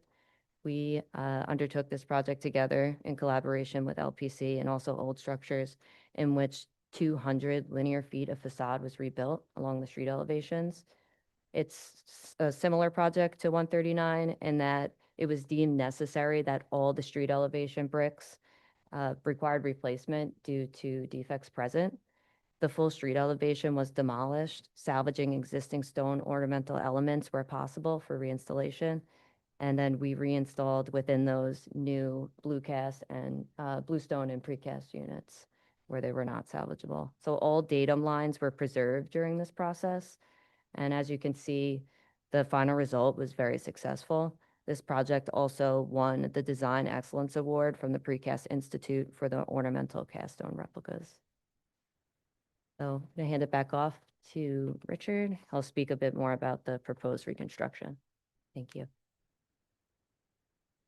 Christine. Okay, I'm going to jump now to a contextual photo of the building. This is, as we understand it today, a bird's eye view, building shrouded on all three sides with the scaffolding. Image here.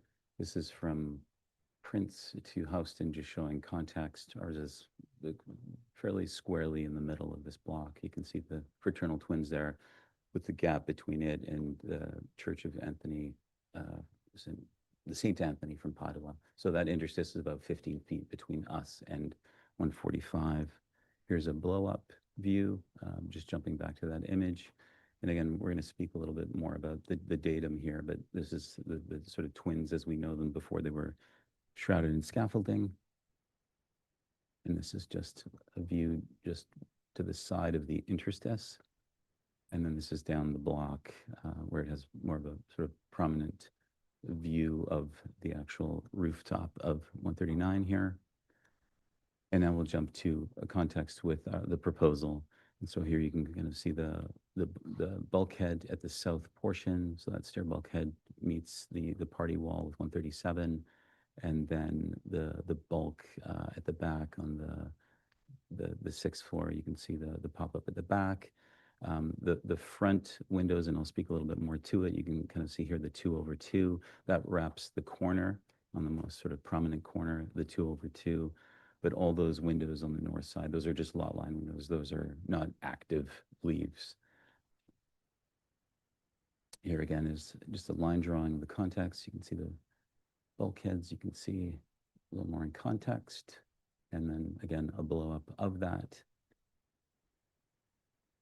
And then this is the proposal as a rendering showing that interstice. So again, here you can see the pop-up at the back, just above the coping, where the brick wraps across. That bump up actually sets back a couple, 3 inches from that coping as metal panel. There you can see that sort of vertical first run of windows on the north side. Again, those are all just lot line windows, non-operable. And again, those configurations are largely just based upon, you know, preliminary floor plans that are subject to certain changes based upon how the interior shakes out. And then you can see the front here. In this rendition, there is no fire escape on the building. Through, you know, conversations with LPC, that was removed. And then the datum we're going to speak to as well, you can see there, it beside 137. I'm going to speak to that in a moment. So here's the view down the block. You can kind of see the wrapping of the corner.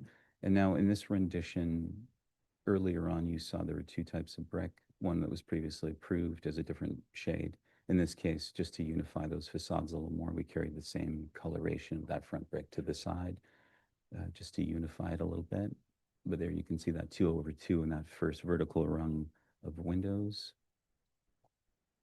This is just a sightline study. When you're across the street, you really perceive nothing at the roof of this building. You don't see any of the bulk. In fact, 137's bulkhead is further to the fore than 139's bulkhead.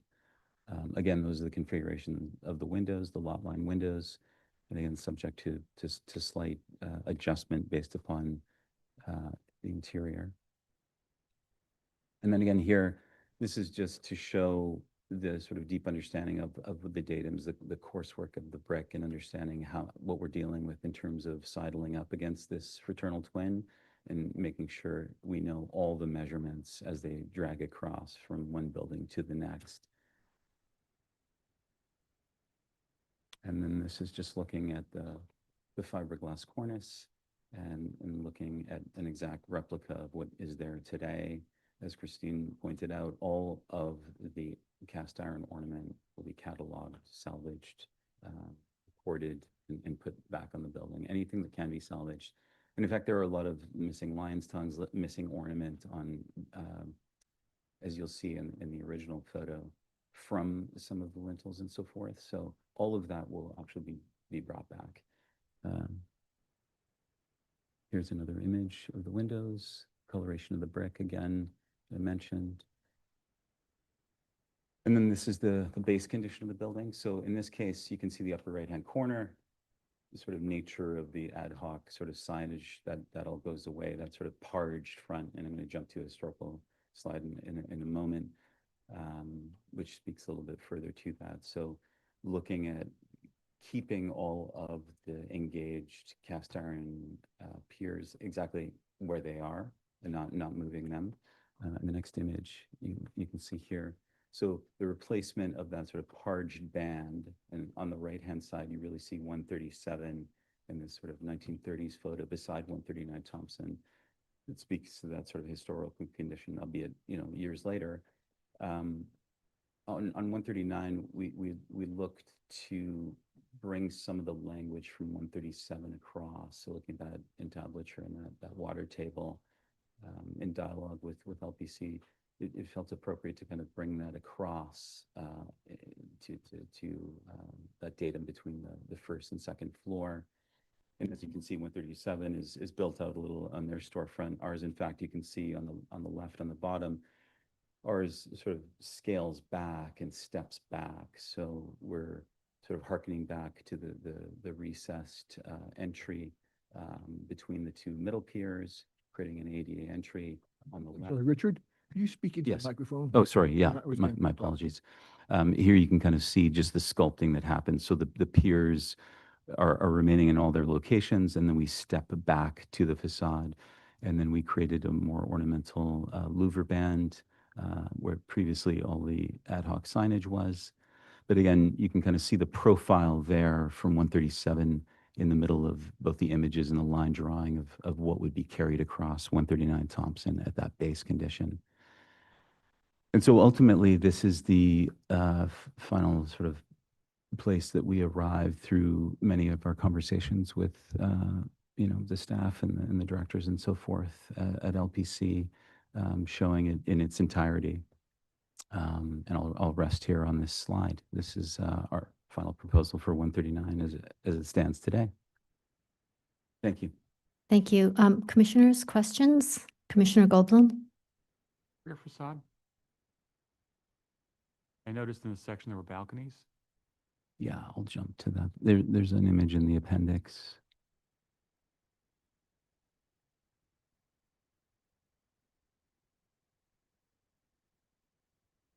Ah, okay.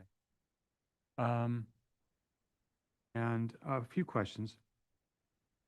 So in the case of the neighbors' joints being 3/8 and this building's being 1/8, were the neighbors' joints really different, or did they just kind of do a messy pointing job? Like they kind of overdid it a little bit. That's a good question. Let me jump back to those slides. Be pretty unusual to have, two sister buildings built at the same time to have different brick joints, and especially if the coursing lines up. Yeah, I would presume that it's potentially how you cut the joint. Typically, if we're cutting butter joints in an application, it's hand tools only. So if you use a blade to cut that joint, you shave off. So they potentially did that. So they resawed those when they did the pointing and sawed they them all. made them bigger. Yep. Okay, great, thank you. Just a question because from my own ignorance, 30-foot rear yard? I thought we were thought City of Yes gave us 20. This new configuration is a 30-foot rear yard. By your choice, but not by code. Well, in this case, with this type of development, we were mandated to do a 30-foot rear yard. Really? Why? Yeah.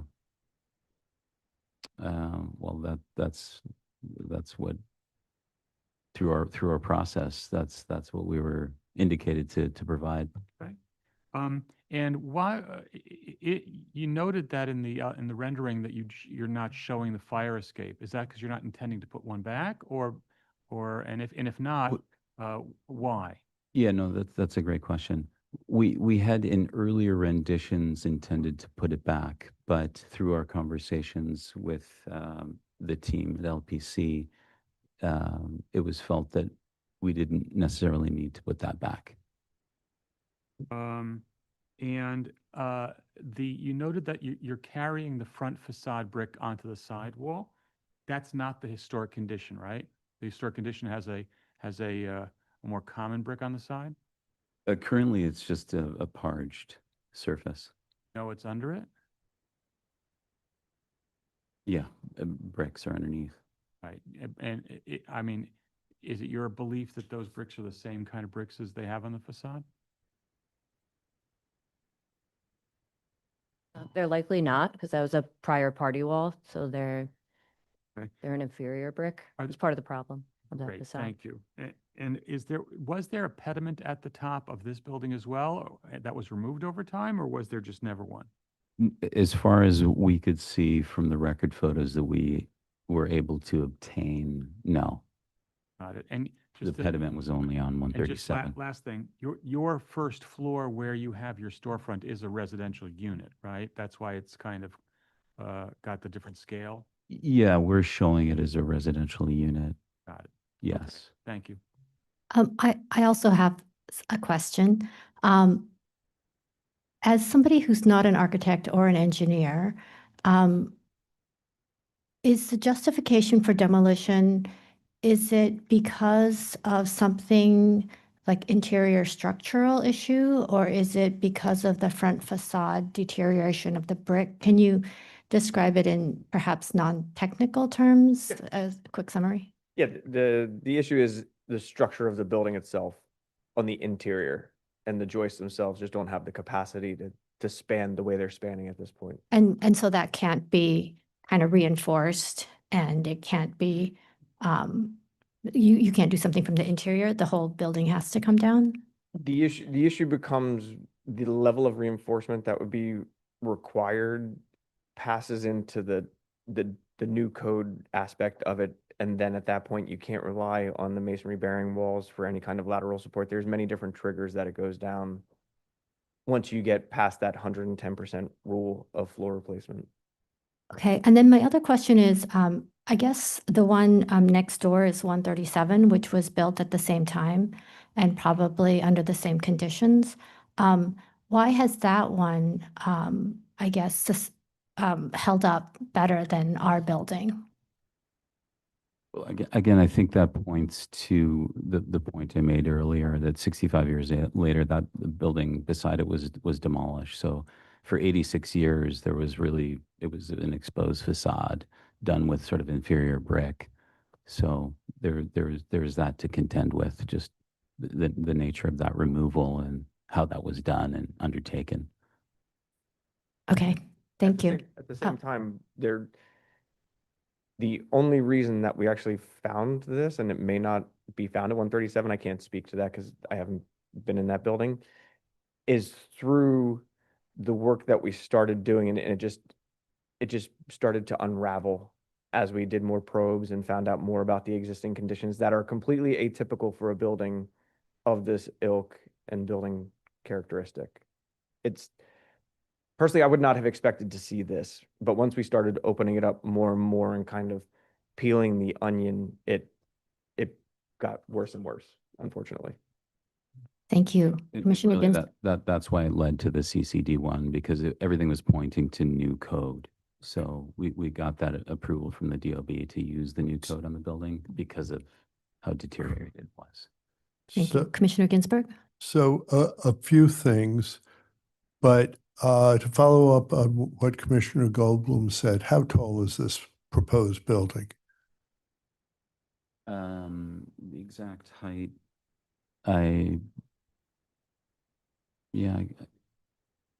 yeah, I mean, we're meeting the exact height of what the cornice is now. The only new height condition would be that rear pop-up in the back. But what is that height of that now?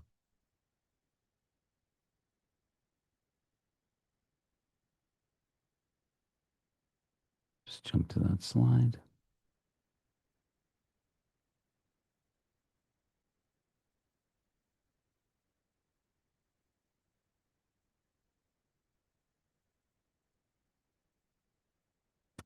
Okay. Yeah.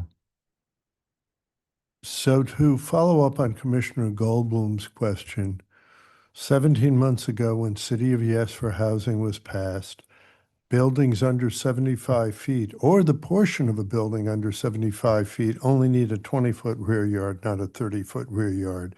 So I think your explanation of having to go back is out of date, unless I am missing something, or there's some covenant or something separate from the zoning resolution that requires you to go back 30 feet. You may be correct. I think what we were doing was adhering to what we had put through initially. So we didn't want to then go back and upset the apple cart because we were well into this process. Second of all, as soon as the current owner bought the building, did they hire you to start doing these renovations, which is when you discovered the condition of the building? Or had they owned it for a long time? Well, they owned it for the last 19 years. So in 2007, they bought the property, and then they started to do work probably 6-7 years after the fact. They started to bring in the gas service, as I mentioned. So they had previously oil, they moved to gas, so DOB permits And to provide all the units with gas power. They hadn't realized earlier how bad that their building needed work. No. Then after that approval was done, then about a year after that, then we started to look at doing some repair work. There was nothing outward that would suggest we need to immediately repair this building. No. Okay, thank you. Any other questions? Commissioner Mahan? I have a couple questions. Several references were made to the CCD1. What was the CCD1 for? Because we were going to engage with more than 110% floor area for the repairs that would be undertaken. So CCD1 is to make a request of some kind of To, variance. So what was the, what to was use the new requested? building code on this building. Okay. But you're building a new building for all intents and purposes, aren't you? Well, all the measures, and I'll let Jeff speak a little bit more to that, everything that we were going to do on this building pointed to using new code, right? Everything that we were going to. Why would you submit a CCD1 to use the current code on a new building? Jeff, do you want to?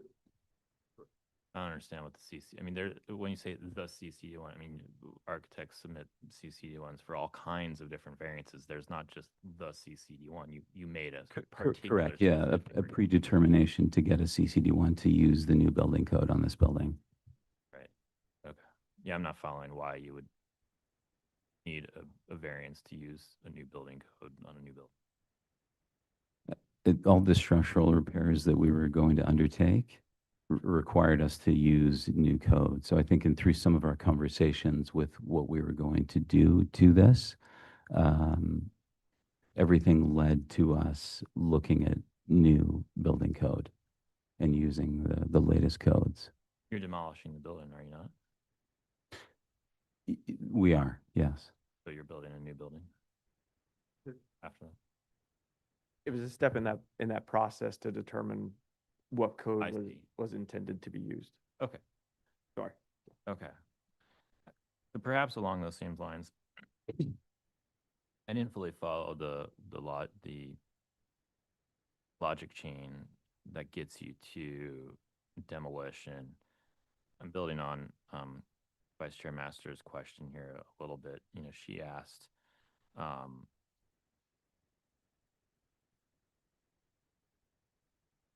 you know, what you know, in layman's term caused the decision to demolish, and the answer was the interior joists are not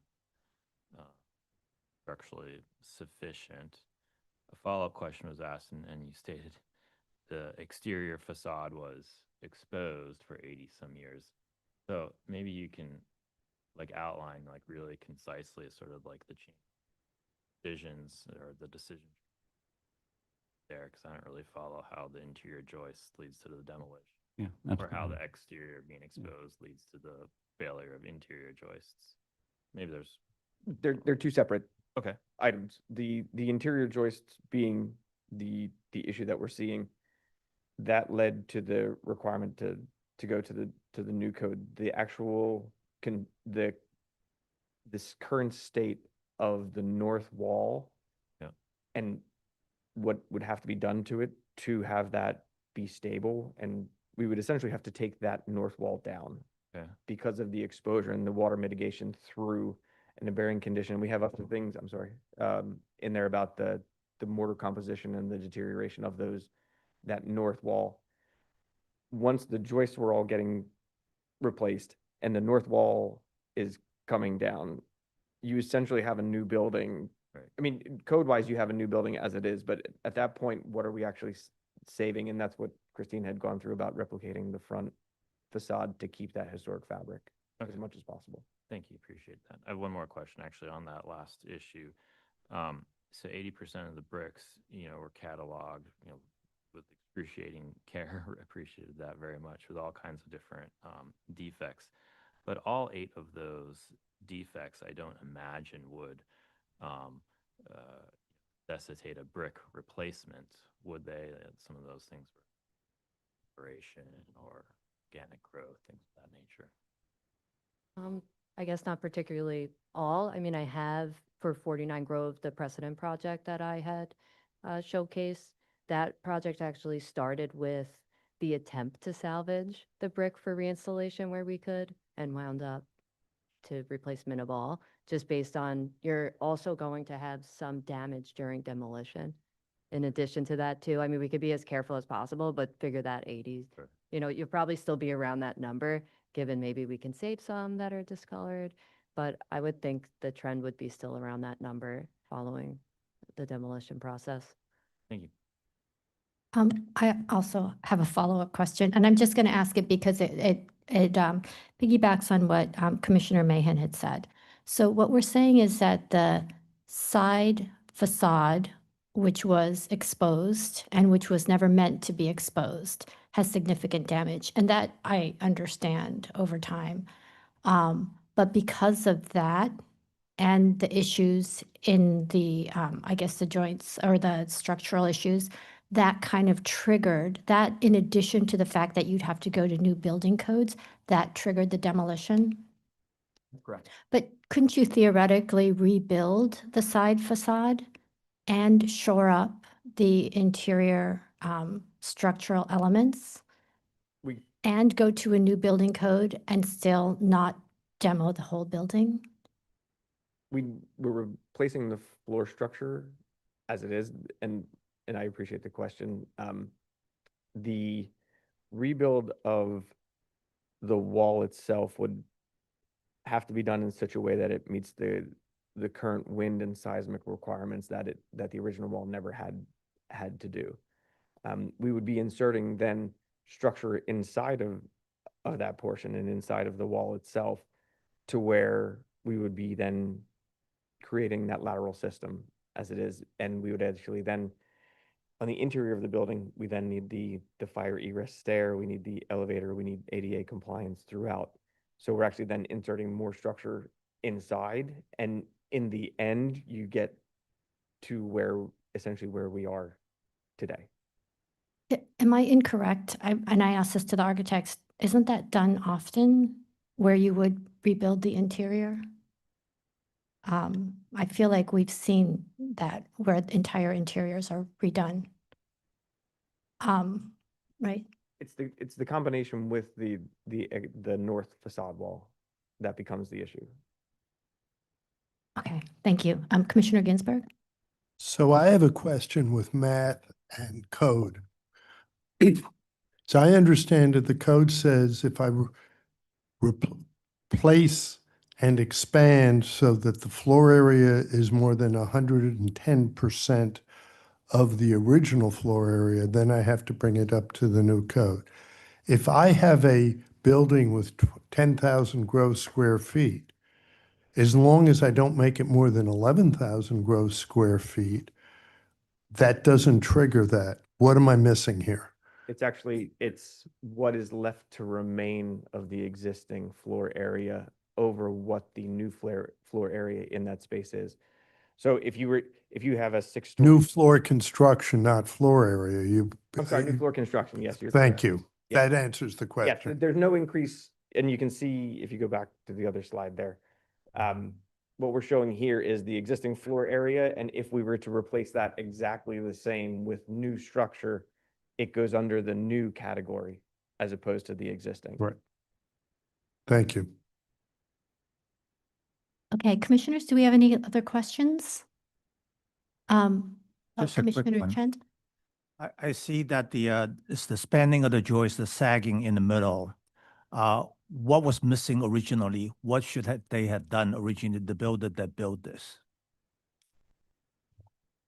Typically of this building, that center wall that we generally see acts as a de facto bearing wall that transfers the load down through the floors, and you don't get the sag, and then also the load distributes differently on the joists themselves, which is why we see joists that can span this distance if they have a middle support in them. So if they had shimmed up, and I'm not recommending this for new construction in any manner, but if they had shimmed up tight to the joists that were there, we may have seen issues at the very first floor because of all the load that's transferring down onto that floor, but we would not have seen issues as systemic as this is.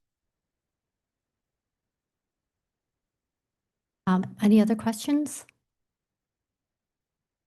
Okay, I think what we're going to do is we're going to have our consulting engineer, Don Friedman, come up and present, and then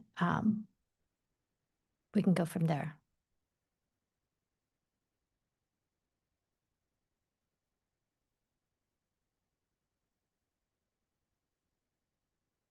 Good morning. That's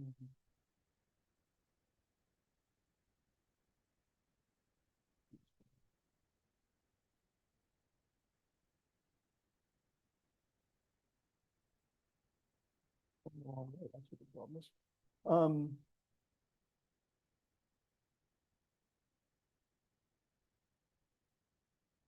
Morning, Commissioners. My name is Donald Friedman, from Principal at Old Structures Engineering. 3 years ago, I was asked to review a series of reports produced by the applicant's engineer and several other engineers regarding this building. I also did a site visit with LPC staff. The short version is there were 3 rounds of back and forth, my review and new reports. In 2023, we did not reach any kind of agreement. And I want to just describe why in brief terms. The short version is that I believe the building can be repaired without having to use current building code. Since the argument that the building has to be demolished is based on it not meeting current code, if it can be repaired, then that goes away. So I'd like to begin with the bowed joist issue. If you look at those surveys, the 2 plans on the left there, the deflection of the joists in the front and rear of the building is significantly less than in the middle where the stair is. The 4 and 5 inch deflections that are discussed are around the stair. And this may very well be related to the stair framing itself, which is a typical problem in tenement buildings. The headers and trimmers are not necessarily as well designed as the floor joists. And also wood shrinks in service, and the mortise and tenon joints that connect the joist to the headers and the headers to the trimmers get loose, and there can be movement with very little load. So the picture at the bottom there, the red picture, is not actually accurate because it shows all the joists deflected the same amount. If you look at the floor plan, for example, at the front of the 4th floor, we're at 5/16 of an inch of deflection. And this is the applicant's engineer's numbers. So what's happening here, and you can see it in the building, is the deflection increases from the front and the rear towards the middle. Over time, people in the apartments, either they did it themselves or one of the building owners did it, but there are platforms to level out the floors, which is a common thing you see in tenement buildings. And they're not equal height. The platforms slope because the deflection is different at different locations.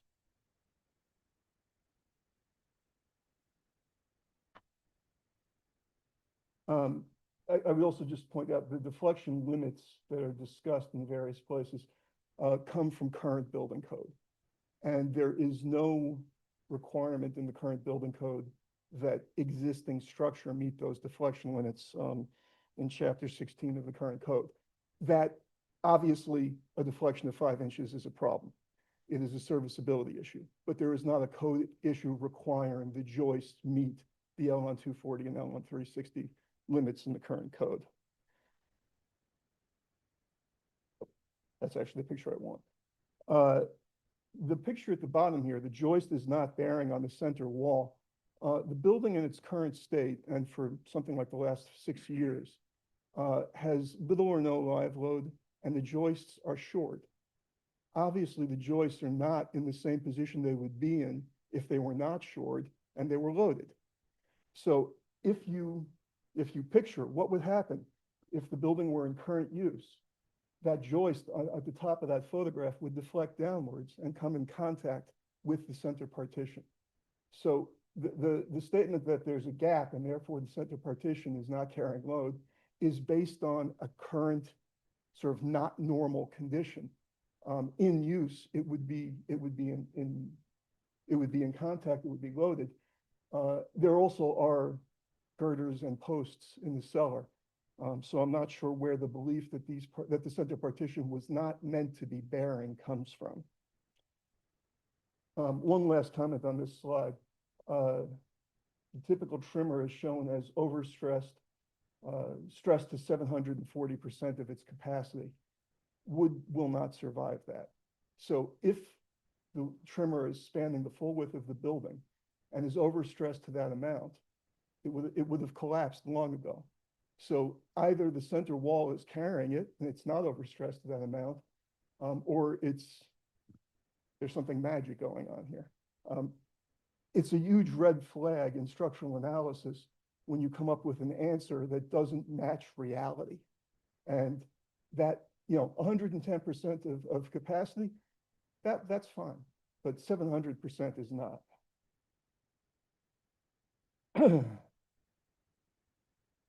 I should just point out, I reviewed reports, and it's in the appendix after the slides that were presented on the condition of the masonry, on the condition of the foundations.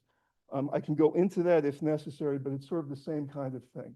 The condition of the masonry, the question I asked 3 years ago is why not point it and pin through the thickness of the wall? And the answer I got is you can't do that and get the wall to meet current code. So the assumption is that the building has to meet current code. If we look at the 110% rule here, which is in the administrative code, in case anybody wants to look it up, it's section 28101.4.5.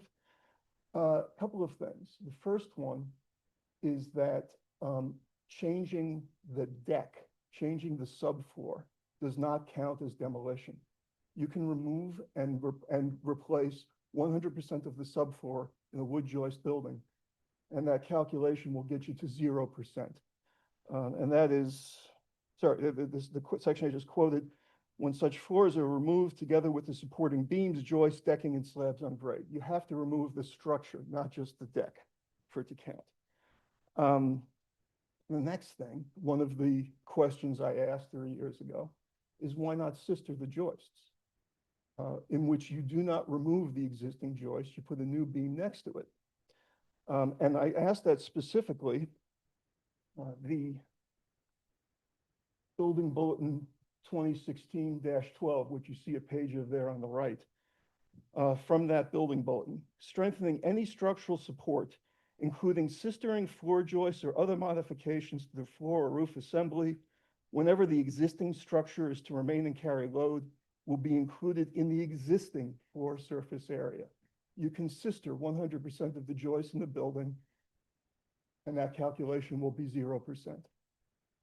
Now, given the large deflections, sistering a 10-inch joist or an 8-inch joist that's deflected 5 inches, you lose a fair amount of headroom. But it's only the center portion of the building that's deflected that amount.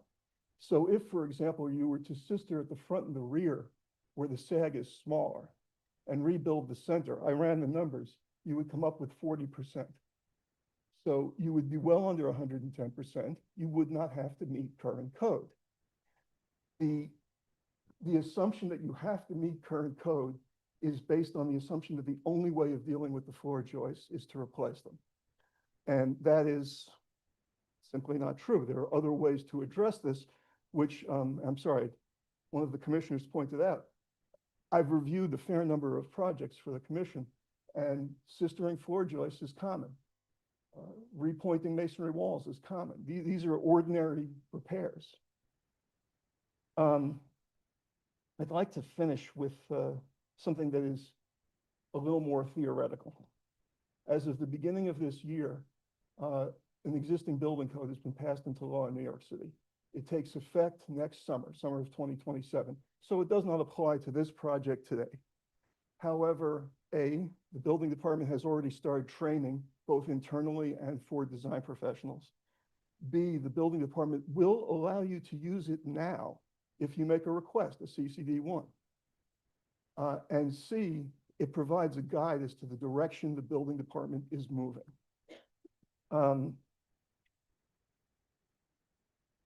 If you look at the existing building code, section 703.2.3 and .4, you review the loading on an existing building only when an alteration causes an increase in demand, in loading basically, or a decrease in capacity. Repair or replacement in kind does neither. You don't have to do it. There's also, for that matter, no requirement in the 2022 building code, the regular building code, to use current design criteria for an existing building. In section H102.3.2 of the existing building code, wood bearing walls that are wood interior walls that are parallel to the masonry bearing walls are to be analyzed as wood bearing walls per the code. So if this conversation was taking place 14 months from now, that center partition would have to be included as a structural partition per the existing building code. It's not an option. Per the existing building code, section 704.2.2, sagging floor joists in excess of 1% are to be examined, which is to say L on 100, not L on 240 or L on 360. So a lot of the floor joists at the front and the back meet that criteria and therefore would not be considered to be an issue under that code. Again, not enforced now. My point in bringing it up is that that is a tool that can be used. Sistering is a tool that can be used. Pointing and pinning are tools that can be used. And the assumption here that the only way of dealing with things is to replace them it's not that I think it's wrong. It's disproven by most of the projects I have seen that I've reviewed for the commission. To go back to the CCD1, if you read the language in the comments, it's clear, and it was stated again today, that the request to the building department was, if we replace the joists, what happens? Well, it's assuming one of the answers to the question. And when you do that, your assumption is built into the answer. That's pretty much everything. I mean, again, I can go into a great detail, the technical issues, but it boils down to the assumption that all of the damaged structure has to be replaced rather than repaired. And that's simply not true. If you make that the assumption that a building that doesn't meet current code can't be repaired, this building was built under the building we're standing in. It's built under the 1892 building code. It doesn't meet current code in multiple ways. If I make the assumption it has to, I can prove this building is unsafe. Doesn't make it true. Thank you. Thank you. I think we have a couple of questions for you. I think Commissioner Goldblum and then Commissioner Ginsburg. Thank you. Okay, Don. So your basic recommendation, if I were to kind of distill it from what you said, would be that if they wanted to keep the building, they should use a combination of sistering and replacing under the percentage and treating that center wall as a bearing wall to get the building back. Is that about right? That's about right. If you sister the joists, you may not even need the center bearing wall, but that's a design issue. And a big piece of our focus here is obviously the front facade. And you give me a little bit more insight into, you had made a recommendation that you could point it and pin it to hold it on. Can you address directly the applicant's comments about the percentage of bricks that are defective? My pointing and pinning was actually more about the north facade, but I was sitting here for the presentation. The front facade is only carrying its own weight. It is not a structural wall for gravity load. It is in theory part of the lateral load system of the building, but if we look at empirical conditions, the building doesn't see very much lateral load. Of the conditions noted for an existing building, for existing brick, you don't necessarily have to replace for most of them. Where there's missing brick and there was, somebody pushed in some cement as infill, that should be addressed. If there's an individual brick with a crack running through it, when I'm working on facades, I typically do not replace those. They're not hurting anybody. Similarly, the surface crazing on a hard burned brick is not a longevity issue. I mean, it's been in that condition for a long time. That is not something that happened yesterday. And the brick is, for the most part, performing in its current condition. So the ones that have spalls, the ones that have cracks that are parallel to the face and therefore might spall off, those should be replaced. I don't have the numbers on how much that is, but of the 8 defects, 8 defect types, I think 1 or 2 of them looked like they might be serious and the rest were ordinary conditions. Thank you. And the 1/8-inch joint, for it to be proposing a maintenance regime that involved the kind of repairs and replacements, selective replacements that you're talking about, could you maintain the 1/8-inch joint? If you have a good mason and they don't use saws to cut the joints, yes. Thank you.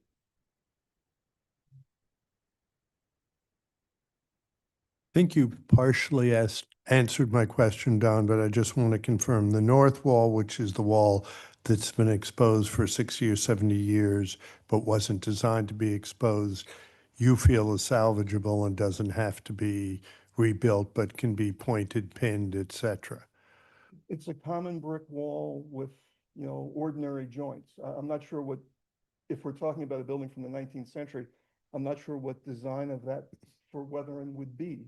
People use common brick and that kind of joints. And is it significantly out of plumb or anything? I mean, I realize Not wall, okay. I've only seen it once in person, but having read all the reports, there's no gross damage to that wall. There's a great deal of weathering. The mortar on the outside face is shot. That needs to be repointed. And I suspect the mortar on the inside face is in reasonably good condition, but it can be pointed as well if need be. And then you pin through the wall to connect the two areas of new mortar. Again, Thank you. standard repair. Thank you. Commissioners, do we have any other questions? Okay, thank you so much. Now what we're going to do is we're going to move to public testimony. And we have two speakers who have signed up to speak. The first speaker will be Councilmember Christopher Marte. Please come to the podium.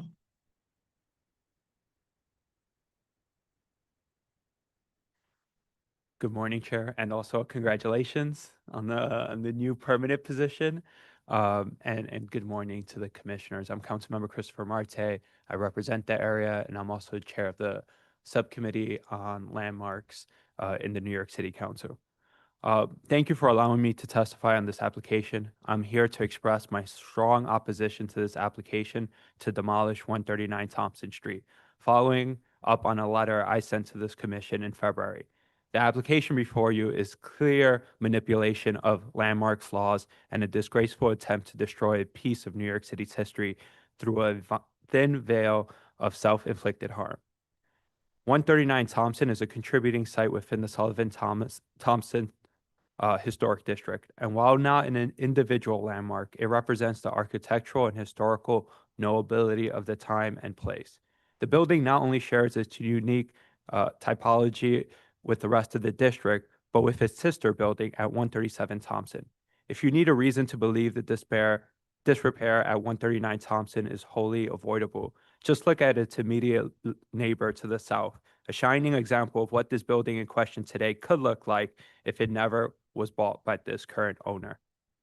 This owner possessed 139 Thompson with a few to no violation or complaints for 12 years before the designation of the historic district in 2016.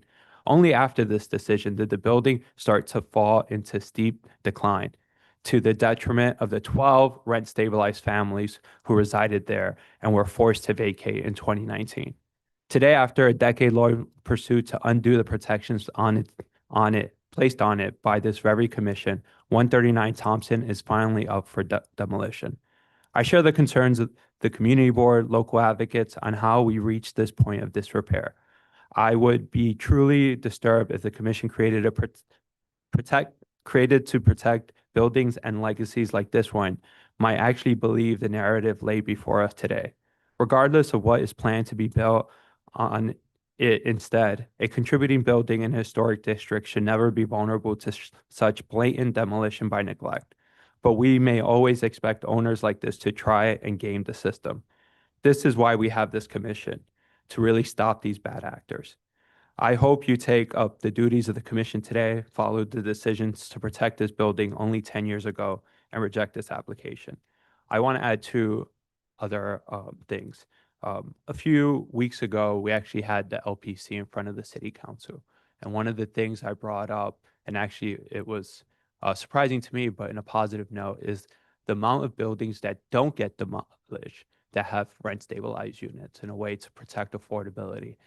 If we allow this application to go through, it will create a really negative consequential pattern in Landmark's history. And so because of that, I think we should do whatever we can to repair this building and keep it intact. And I think that was the question put forward today. What can be done in this building? And thanks to LPC putting their work, and thank you for the independent inspector, it shows that we can repair this building and that this building is not in a place where it has to be condemned and demolished. So thank you for being here today, and thank you for listening to me. Take care. Thank you so much, Councilmember Marte. Our next speaker is going to be George Locker. Please come to the podium, state your name, and you have 3 minutes to speak. Good morning. I think we're still morning.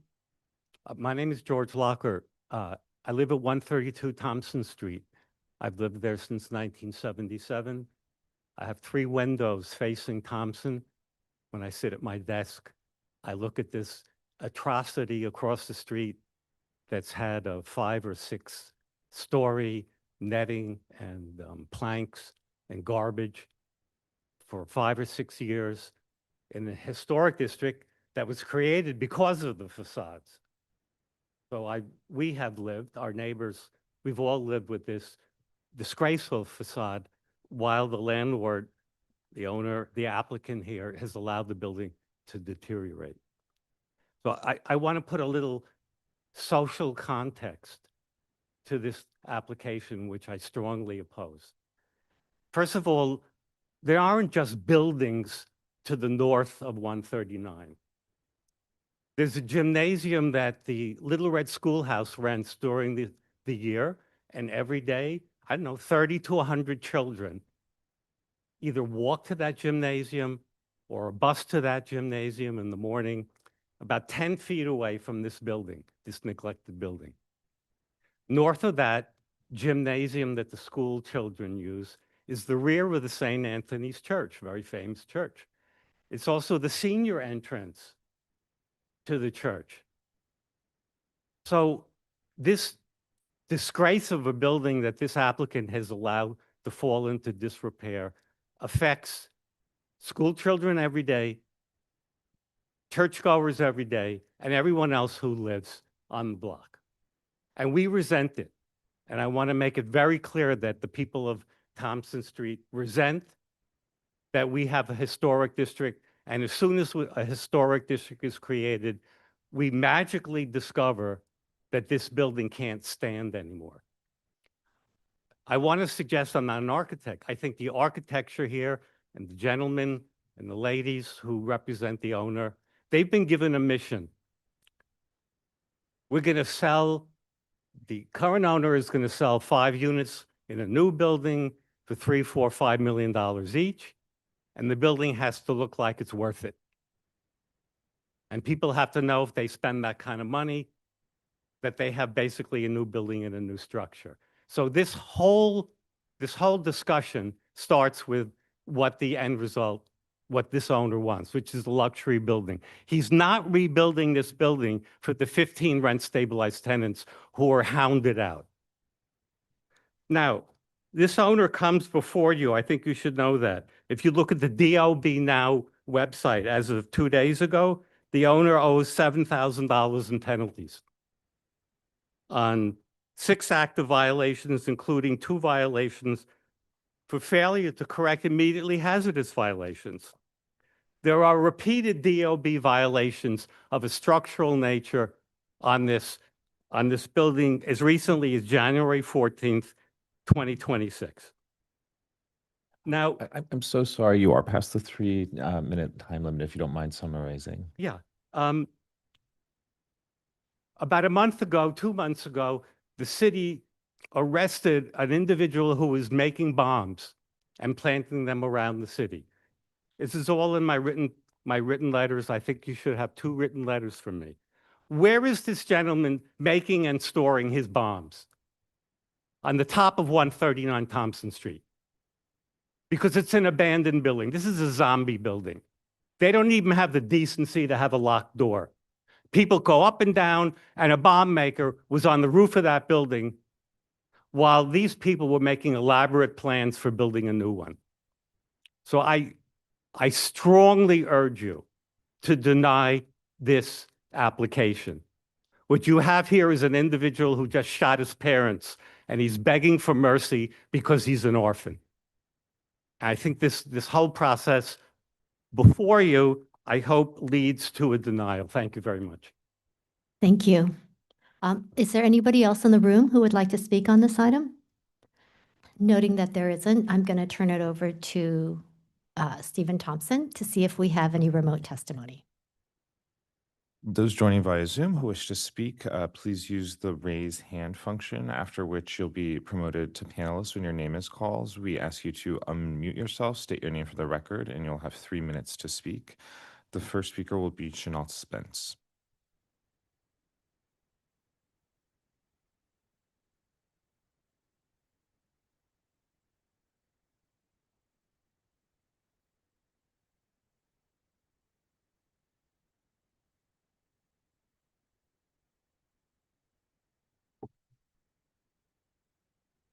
Chanel Spence, if you don't mind unmuting yourself, and you may begin your testimony.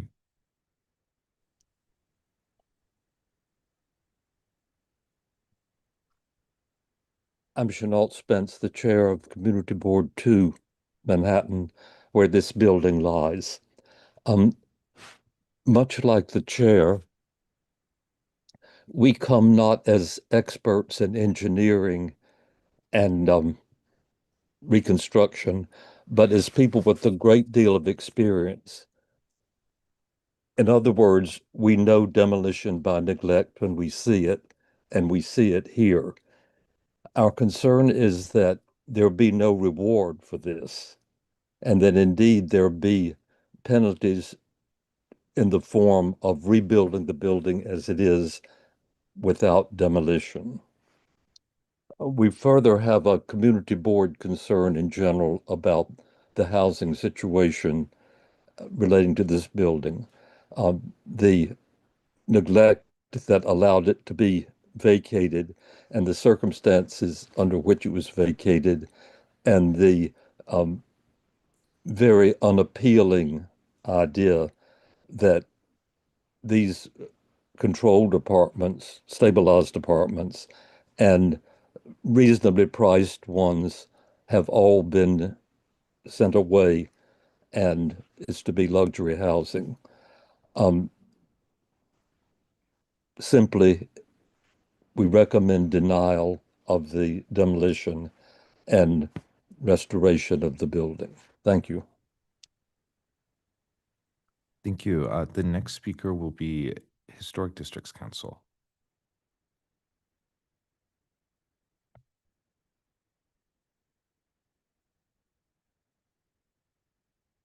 Hello, this is Emma Bartley speaking on behalf of the Historic Districts Council.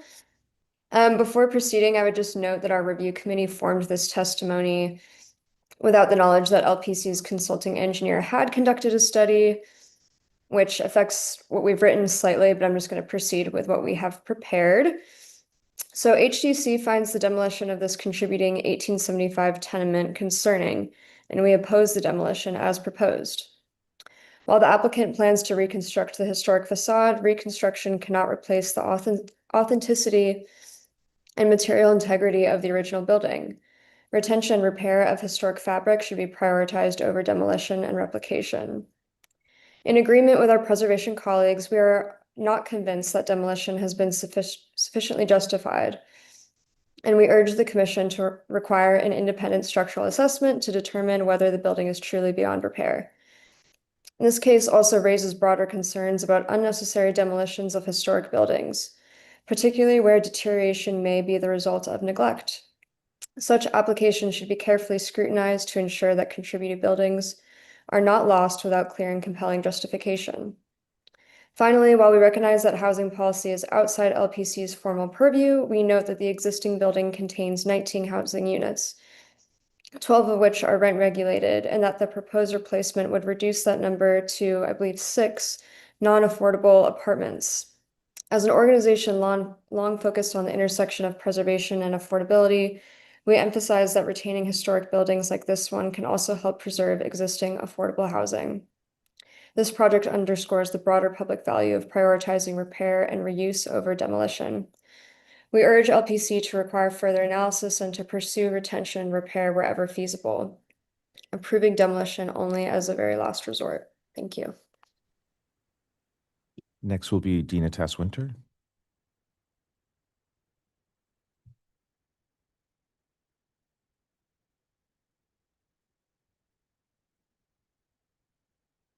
Good afternoon, Commissioners. Dina Tass-Winter speaking today on behalf of Village Preservation. Village Preservation is extremely concerned about this proposal, and we are highly skeptical that demolition is the only viable option here. We all know that there are tens of thousands of buildings this age or older in New York City, many landmarked, others not, plenty with exposed side facades, which have been continually inhabited, maintained, and repaired as needed over many decades. Why, as the applicants claim, is this particular building uniquely beyond repair? If the purported answer is that it is more expensive or more challenging to repair and restore the historic structure, well, that's not a reasonable argument to justify demolishing a contributing building in a historic district. If the answer is that the building has faced many years of neglect, then this should be explored as a possible demolition by neglect case. There is considerable evidence to indicate that the longtime owner allowed the building to deteriorate for years, ignoring violations and worsening conditions, and now seeks to be rewarded by being allowed to demolish a landmarked building and to destroy 19 units of housing, 12 of which were rent regulated, and replace them with just 6 super luxury apartments. As discussed, numbers 139 and 137 Thompson were both built in 1875 by George Holtzite for the same developer. As noted in the designation report, the two tenements are identical, with matching neo-Grec features, and both are contributing buildings to the Sullivan-Thompson Historic District. Number 137 continues to be occupied and in sound condition. It is unfathomable that of these two identical contemporaneous buildings, one is stable, occupiable, and maintained in good repair, while the other is this far gone, unless it is due to intentional neglect. In our comments submitted previously to the Commission, we requested that an independent engineering review be conducted. So I wanted to note that we are grateful to Don Friedman and to the Commission for having that review commence, and for Don Friedman's sound assessment and clear determination that this building can be preserved and saved. So finally, it is up to you, Commissioners, to determine whether it is appropriate to demolish this historically significant building. We find it to be completely inappropriate, and we urge you to deny this application and to require retention and repair of the building. Thank you very much. Next is Christina Conroy.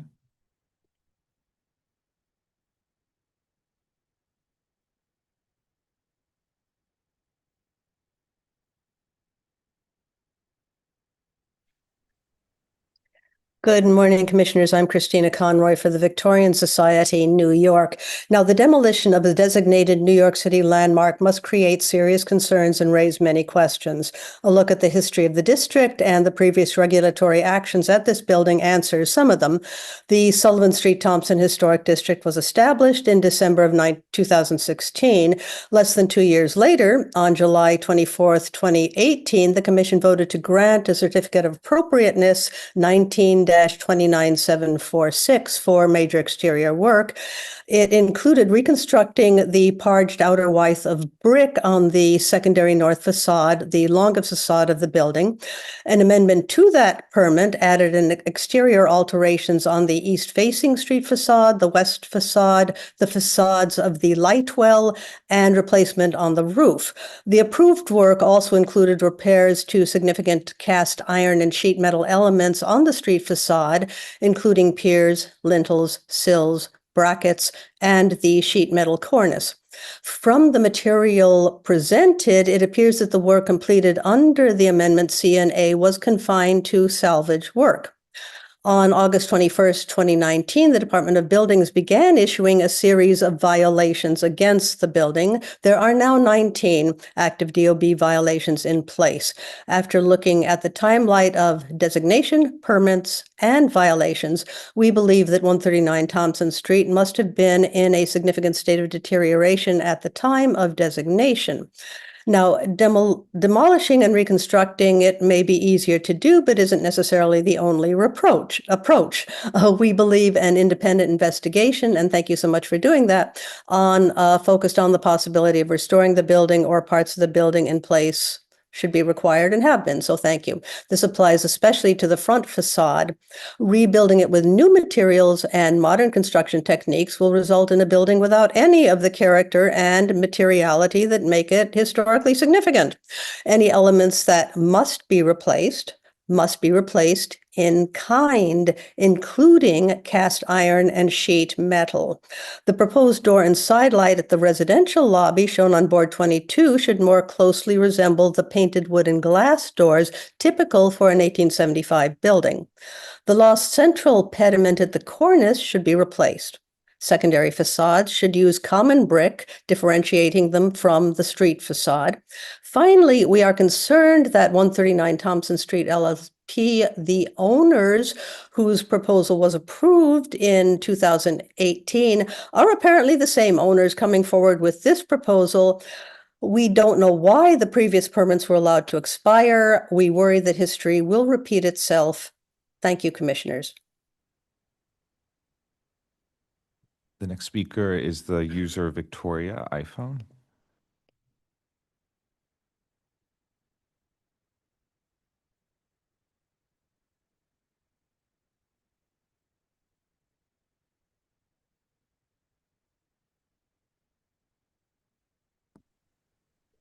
Hello?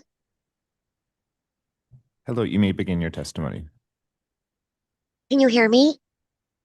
Yes, you may begin. You have 3 minutes. I apologize. Thank you very much for having me, Commissioners. I, of course, am here to support Chris Marte, our city councilman. Can you state your name for the These record, buildings please? are actually involved in a pattern of fraud that includes 385 Greenwich that you just approved. I actually just hung up with the DOI in absolute tears. I'm afraid that the application before the landmark preservation for 385 Greenwich is fraud. The buildings are combined. There are 39 permits and 2 certificates to repair our damage from adjacent property from the Greenwich Hotel and an illegal bar, the illegal bar that they're now removing that nearly killed us and took the surrounding buildings with us, where they were caught bribing inspectors. LPC falsified the certificate of appropriateness.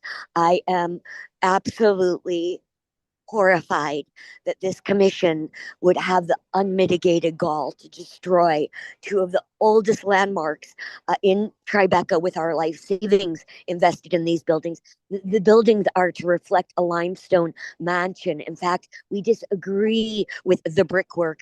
It does not differentiate Fisher Mills, which forms an L shape around the buildings. There is not a triplex. There are 3 artist lofts, 3 full floor lofts. Since 1982, they have claimed that no work has been done in 45 years. It is not what the city records state. We have caught them running a $20 million Airbnb, and now you have just approved buildings that were illegally vacated by bribing a marshal with our life savings invested in these buildings to destroy 2 of the oldest and most significant landmarks in Tribeca. So, of course, I support Chris Marte on Thompson Street. I would ask the commission to immediately revoke the approval for 385 Greenwich. Both the DA, the AG, and the DOI are now stepping in over this hideous application. And I honestly cannot stop crying that you are destroying our law based on fraud. Thank you very much. Okay. Anyone else joining via Zoom who wishes to speak, please raise your hand.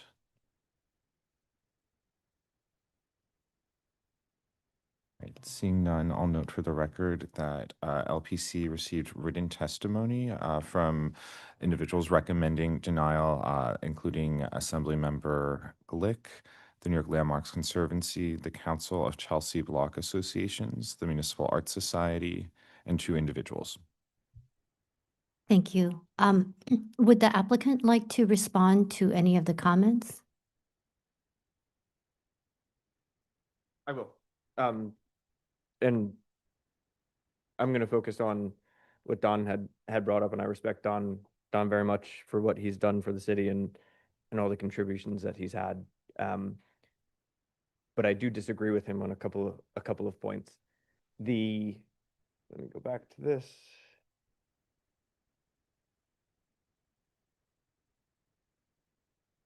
This point here that Don brought up about how the floors rebounded when it was unloaded.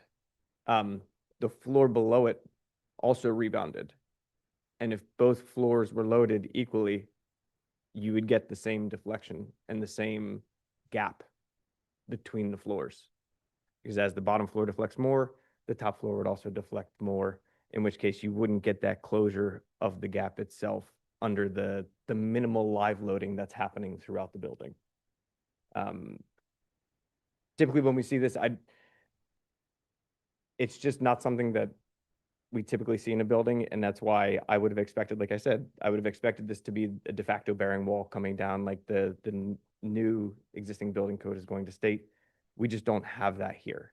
I know there was deflection, L on deflection limits shown here on this, but we actually, I agree with Don that that's not a contributing factor. However, the stress on the joists is a contributing factor. Once the stress is over, it's over the 110%, 120%, 130%, that's when it has to be mitigated. The third point is the building bulletin says that the existing structure has to be able to carry the load. Carrying the load includes getting it to the bearing walls, at which point once you sister it, then we are then relying in this building in particular, with the degradation from the water infiltration from the north side, we're relying on the new structure to actually carry the load to the existing wall that also has severe deterioration issues at the north end. Those are the 3 points that I wanted to go over. I'm sure we have more, but just in terms of the engineering aspect of it, that's what I had.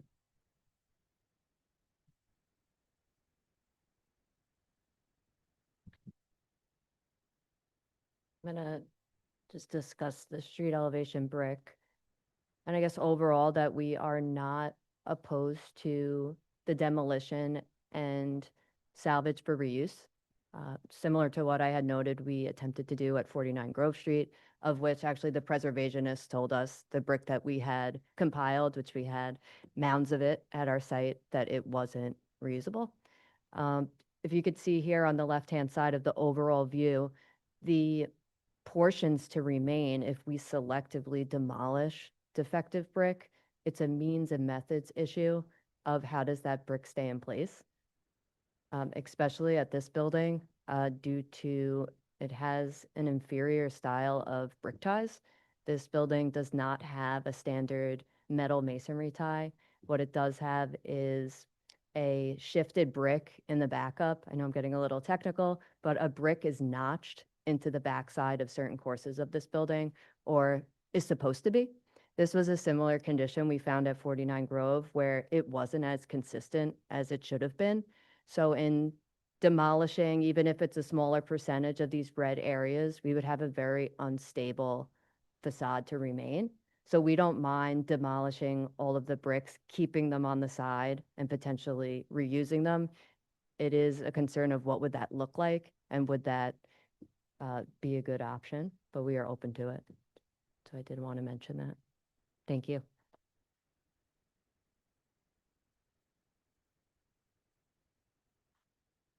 I just want to address a few things. Again, multiple engineers and architects have looked at this. We don't take this lightly. this isn't a sort of flippancy, and nobody wants to go down this road. We don't want to attenuate these processes as we have. We're all good faith actors in this, and I'm going to touch upon that as well. This is something that's serious and needs serious consideration. So I hope that it gets the due course that it does. I do have to address the people that got up and spoke. And listen, I appreciate there's lots of nefarious things that happen in the city and other cities and so forth. But really, I mean, the sort of misinformed approach to this is unfortunate. I don't need to go back to the slide. I think the record holds that our client is someone, I mean, you've seen their names on how many applications?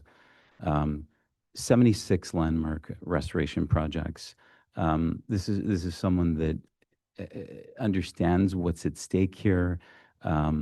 This is it's an unfortunate mischaracterization, and I'm actually struck at the very sort of vociferousness and just misguided nature of someone in a position to use that kind of language. It's unfortunate because we're in an age where, really, come on, why would you use a forum like that for something where you're woefully misunderstanding what's going on here? And then to look at the record and say, well, there are all these violations. I'm sorry, but those violations are very minimal, and they relate to something that is dealing with a boiler. Really, the one violation of the structure is self-inflicted. It was something that we actually dealt with all the agencies to undertake ourselves. This is not a joke. I mean, everyone was called, everyone understood what was happening here, and then it's left to the professionals to say, well, it's on you guys to understand what you're doing and your license, and you can kind of deal with it, and this is what you're going to need to do. But we let everybody know. This wasn't a situation of we're going to do this in the dead of night on a Sunday at 4 a.m. No, this was very above board. And I do want to speak to the fact that this was bought 19 years ago. In 6 years after the fact, I mean, this is a normal course of affair. You're seeing somebody who is undertaking to give a gas service to every unit in that building. Why undertake that if you're just going to pull the rug out from under them? It just doesn't make any sense. Why would you invest in a group of individuals? Why would you do that? Why would you then start to repair the building? I mean, the mischaracterization is unjust and it's unfortunate. And really, all we want to do is build this building back to the glory that it was. I mean, and I don't want to just speak to individuals. It really, like, examine what we are actually attempting to do here, and just look at the facts of what's happening.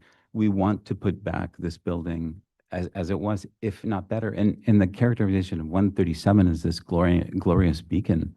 Well, let's go look at it together and see the glorious beacon of 137. It's missing ornament. It has its own issues, which we don't necessarily need to get into. But I do want to underscore that there is a great commitment here to this property and to making it into something that harkens back to yesteryear. And this isn't 6 luxury units. I mean, I understand there are a circulation of unit plans that may have been very early on preliminarily, but this isn't, again, this sort of nefarious action to sort of sweep out these people. And again, I don't want to get into the specifics of that because that was all very much above board, very much to the letter. All of that processes. There is no HPD oversight over this building, and it's not going to be. We don't even know what it's going to be. I mean, it's gone on for quite some time, but it's not going to be this thing as it's characterized. It's very preliminary. We're trying to get through this process to reconstruct this to what it was, if not better, in my estimation, with the careful work we've done with the LPC team. I feel like we have to look at what we're actually trying to do here. Just step back for a moment and sort of take a serious look at this without lobbing lots of projections onto this and invective that really isn't constructive. And I appreciate the fact that you're saying this thing that you think is demolition by neglect, but in fact it's not, and the record shows it. And I'm happy to, well, maybe not sit down with you, but to really have this be more understood as something that is not what you think it is. And clearly, the record shows that it's not, from all the other things that our client has undertaken. I'll leave it at that. Thank you very much. Thank you. Commissioners, do we have any final questions? Okay, if not, let's go ahead and close the hearing. Commissioner Ikumbe, would you make a motion to close the hearing? So moved. Thank you. Commissioner Jefferson, would you second that? So second. All in favor, say aye. Aye. Any opposed? Okay, I guess they're the proceedings. The proceedings are closed. Commissioner Goldblum, would you like to start this? Thank you very much. Okay, what an interesting project and what an interesting conversation. I, for one, take the applicant at face value as having sincerely and with great effort analyzed this building and presented it in a very clear and thorough way. However, I also appreciate Don's feedback greatly, and it jives very much with my own personal experience working on old buildings. And it also, this project touches on a lot of different complex intertextual issues having to do with code and how an applicant can navigate code in such a way that safety is preserved, human life is preserved, but buildings are preserved as well. And Don's point about this building I thought was very well taken. I've been thinking about it a lot lately in relation to some other projects that we have seen here, how the codes for life safety are very, we think of them as ironclad, or it's not. But there are buildings in New York City that are perfectly safe and that are believed to be safe and deemed to be safe by the building department, even though they don't meet current codes. So, the path for achieving a safe building can take many forms. And I think that that's really the way I see, this conversation. That's the way this comes down. The applicant, in perfectly good faith, takes the view that the only path to compliance is to demolish the building. And I think Don presents us with an alternate that is compelling to me. And I think that I see it as kind of our obligation as a commission to take that conservative, literally, approach and try to follow through on that and work with the DOB collaboratively between agencies to try to make sure that this building is preserved if possible and can be maintained as safe. There were two real issues here. The sagging of the floors, the structural deterioration of the floors, and the front facade. And it seems like they're very tied together, right? The argument was that because the floors were so bad, because we had to replace so much of the floors, it therefore necessitated that the entire building meet current codes, and since the current facade doesn't meet those codes, it had to go. And Don's approach undermines both of those claims by kind of taking apart that first claim leads to the second. One no longer has to go to the second claim necessarily if the first claim is undermined by a more repair-oriented approach. So, talking about the general building, I think that if the building material can be salvaged, it's certainly in the Commission's interest that historic material and historic condition of the building as a pre-old law tenement, a protected building in a district, be maintained if at all possible. we often see modifications to old buildings every day. Every day we meet. So I think that modifying the windows, modifying the layouts is all certainly within the purview of a normal commission do. But I think that the wholesale demolition of the building has not yet, for me anyway, been established beyond a reasonable doubt. And in terms of the front facade, since the need to replace the front facade is linked to that demolition decision and the upgrade to new code, I think that it would also be imprudent to authorize the demolition of the front facade if a more repair-oriented approach could be taken. And I would, again, it sounds like, I also looked at the list of categories in the facade analysis and felt that some of them would not rise to the level of requiring outright replacement for failure. But it is very common in buildings that undergo facade repair that individual bricks are replaced, and some damaged bricks can stay as long as they're not representing a failure of the facade in general. So I guess I'm not there with this yet. Thank you. Commissioner Jefferson?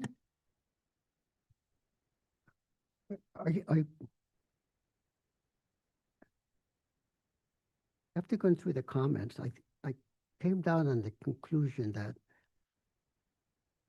the structural system was a major point for me. And when it was discussed about sistering, and I've done sistering before in other projects, I thought that was a system that could be used.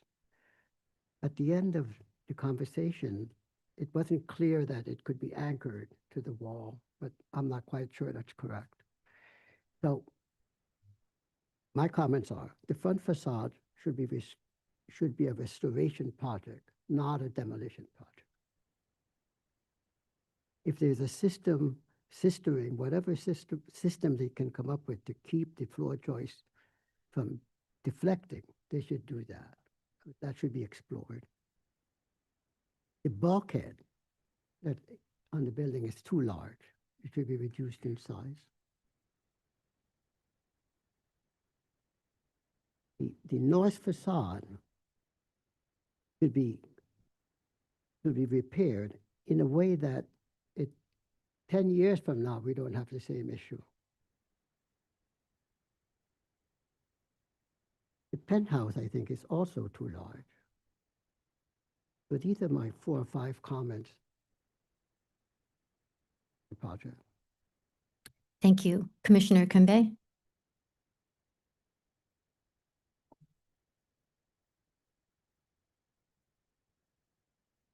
Overall, I'd like to thank everyone for all the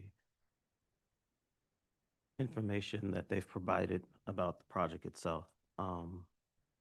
There's a lot to digest, and in doing so, I'm not completely convinced that the destructive nature of preserving this building might be the best way to go. I believe items looking at restoring and reusing some structural elements may be a better approach. Looking at that structurally, I do understand there may have to be some rebuilding of some interior structural items, but I believe that should be looked at. Also with the front facade, I again agree that all of the deficiencies in the brick don't require full replacement. But again, that takes a little more technical knowledge to understand potentially how that can actually come to truth. Overall, what's being presented, I agree we're trying to preserve the look of the front facade as much as possible. but as stated before, I do find that the bulkhead is overscaled in this building. Also looking at using the finished brick on the, I believe that's the north face, that should be re-examined and be more in tune to like buildings. Also, the rear facade, I'm not convinced with the use of several balconies, and some may need to be eliminated. But I think that will also be in tune with how the penthouse bulkhead situation is actually dealt with. But overall, I would like to see more intervention in preserving as much of the building and its structure and its integrity. Thank you. I'm going to go ahead and say something as well. In my time here, I don't think I've ever seen, or I don't think we've ever approved a contributing building in a historic district for demolition. So I think it's something that we take very seriously. And I think the applicant has tried to argue here that the structural issues are so great that this building can't be preserved. However, I think that, we've tried to listen very carefully to your arguments and to what Don has said as well. And my sense is that we can do more in terms of the joists to brace them. And I think that should be done. I've also seen things presented here where the interior floors and walls have been redone, yet we've preserved the exterior. So I don't think that this building should be demolished. I think that we can try to support the joists. I think that the front facade should be preserved. Don has said that we can probably repoint to the extent that we can if we need to replace some bricks. And I even think that the north side wall, if we can, we should try to preserve it. I'm not as, I don't feel as strongly about that wall if you had to prove that, that had to be rebuilt. But certainly, this building should not be demolished. The front facade should stay. And in terms of the design elements, I think we're probably going to have you come back. So perhaps, do you want us to say more about the design elements and the? I think it is good to hear those comments now so Okay. that the applicants have the full picture of the discussion. Okay, then I agree with some of the other comments that the bulkhead is probably a little bit too high. I also agree with Commissioner Akumbe. I thought that the balconies in the rear, some of them may need to be eliminated. And maybe a little bit more work on the ground floor front would be helpful as well. So let me turn it over to Commissioner Ginsburg. So I don't want to repeat too much of what was said by my fellow commissioners, but first, in my experience and practice, I've had different engineers give me different opinions about the same issue. Some tend to be more conservative. So I think Don Friedman's comments and recommendations make a lot of sense given my experience in renovating old, often quite deteriorated buildings. Second of all, preservation doesn't mean recreation is perfect. These buildings shouldn't be perfect. They're not perfect. They've had weathering and issues. They need to be put into a state of good repair, but there's a difference between that and perfection. And so I think most of that front facade can be preserved. So given that, also that the building footprint does not need to be changed by zoning. So given that, I'll very quickly, if you come back, preserving the existing building, looking at sistering joists, making the center wall into a bearing wall if it isn't, although it seems like it probably was or is, rebuilding around the stair. You've got a somewhat different building. So then looking at the rear and the bulkhead become a very different discussion. But I agree with my fellow commissioners. I don't think all of those balconies make sense. And I think the bulkhead seems to be too large. But if you come back having preserved the building and making a good case why you disagree with that, I would be open to that. But I can't approve the demolition of this building. Thank you. Commissioner Mahan?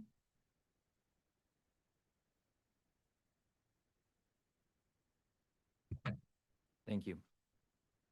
I appreciated the way that Commissioner Goldblum began his comments to take the applicant at face value, and just stating that, up front, I too, approach this the same way, and, they demonstrated theirs and their clients, considerable experience and good intentions. That being said, I found it quite difficult to follow the decision tree of how this conclusion really was reached, and I think the testimony of Mr. Friedman clarified for me that there is a kind of circular logic at work here, intentionally or not, that we have to meet current code because we have to rebuild it because it doesn't meet current code, as best I can phrase it. My own practice, establishing the code path is what we call it for an existing building, is really one of the very first things that we do when we approach, renovation, version or anything of that manner. And, great lengths are gone to with many of these buildings to ensure that they meet whatever code is selected, 68, and so forth. And, as was clarified by Mr. Friedman, that does not in any way mean that the building is somehow unsafe. So the sort of argument laid out, I think was persuasively contradicted by Mr. Friedman and defies my own personal professional experience as well. So I think, that's not to say certainly that alteration, perhaps even significant alteration, can't be made, but something much more, an approach that is much more nuanced, I think, is needed for this building. I demolition or your total demolition, let's say. As to the alterations to the original configuration, you might say, like the storefront and the bulkhead and the rear facade, my suspicion is the applicant, would come back with changes to those, along with the changes to the overall scheme. But in general, I do think the bulkhead is too large. The rear facade is too big. Storefront might be okay. I think a bit more study could be helpful. But in general, the presentation really was not focused on these sort of altered conditions, no illustration of adjacent odds or the condition block was shown. So I think, greater study and presentation of the need for any alterations would be required in the future as well. Thank you. Thank you. Commissioner Chen? Yeah, I share the sentiments beginning with Commissioner Goldblum. We take your presentation. I am sorry you went through all this time and all this effort, but I think that Don Freeman's made a counter argument, and therefore, I think in a nutshell, it's not there yet. In the sense that I believe that we have dealt with field conditions, burnt out buildings that are with the wall standing 4-story tall, and you replace the joists somehow. And I do believe that, as Chair Master said correctly, that we take it very seriously. A designated landmark building, a contributory building, to have it demolished requires a higher threshold. And I'm in support of that position, which is that it is, we understand totally that it's far easier for you to build a brand new building, but our job here is for preservation. And that I hope you understand that this is why there is the need to look at it very seriously, and whether it's sistering, whether it's bracketing, whether it's additional reinforcement, whether it's repairing of the north wall.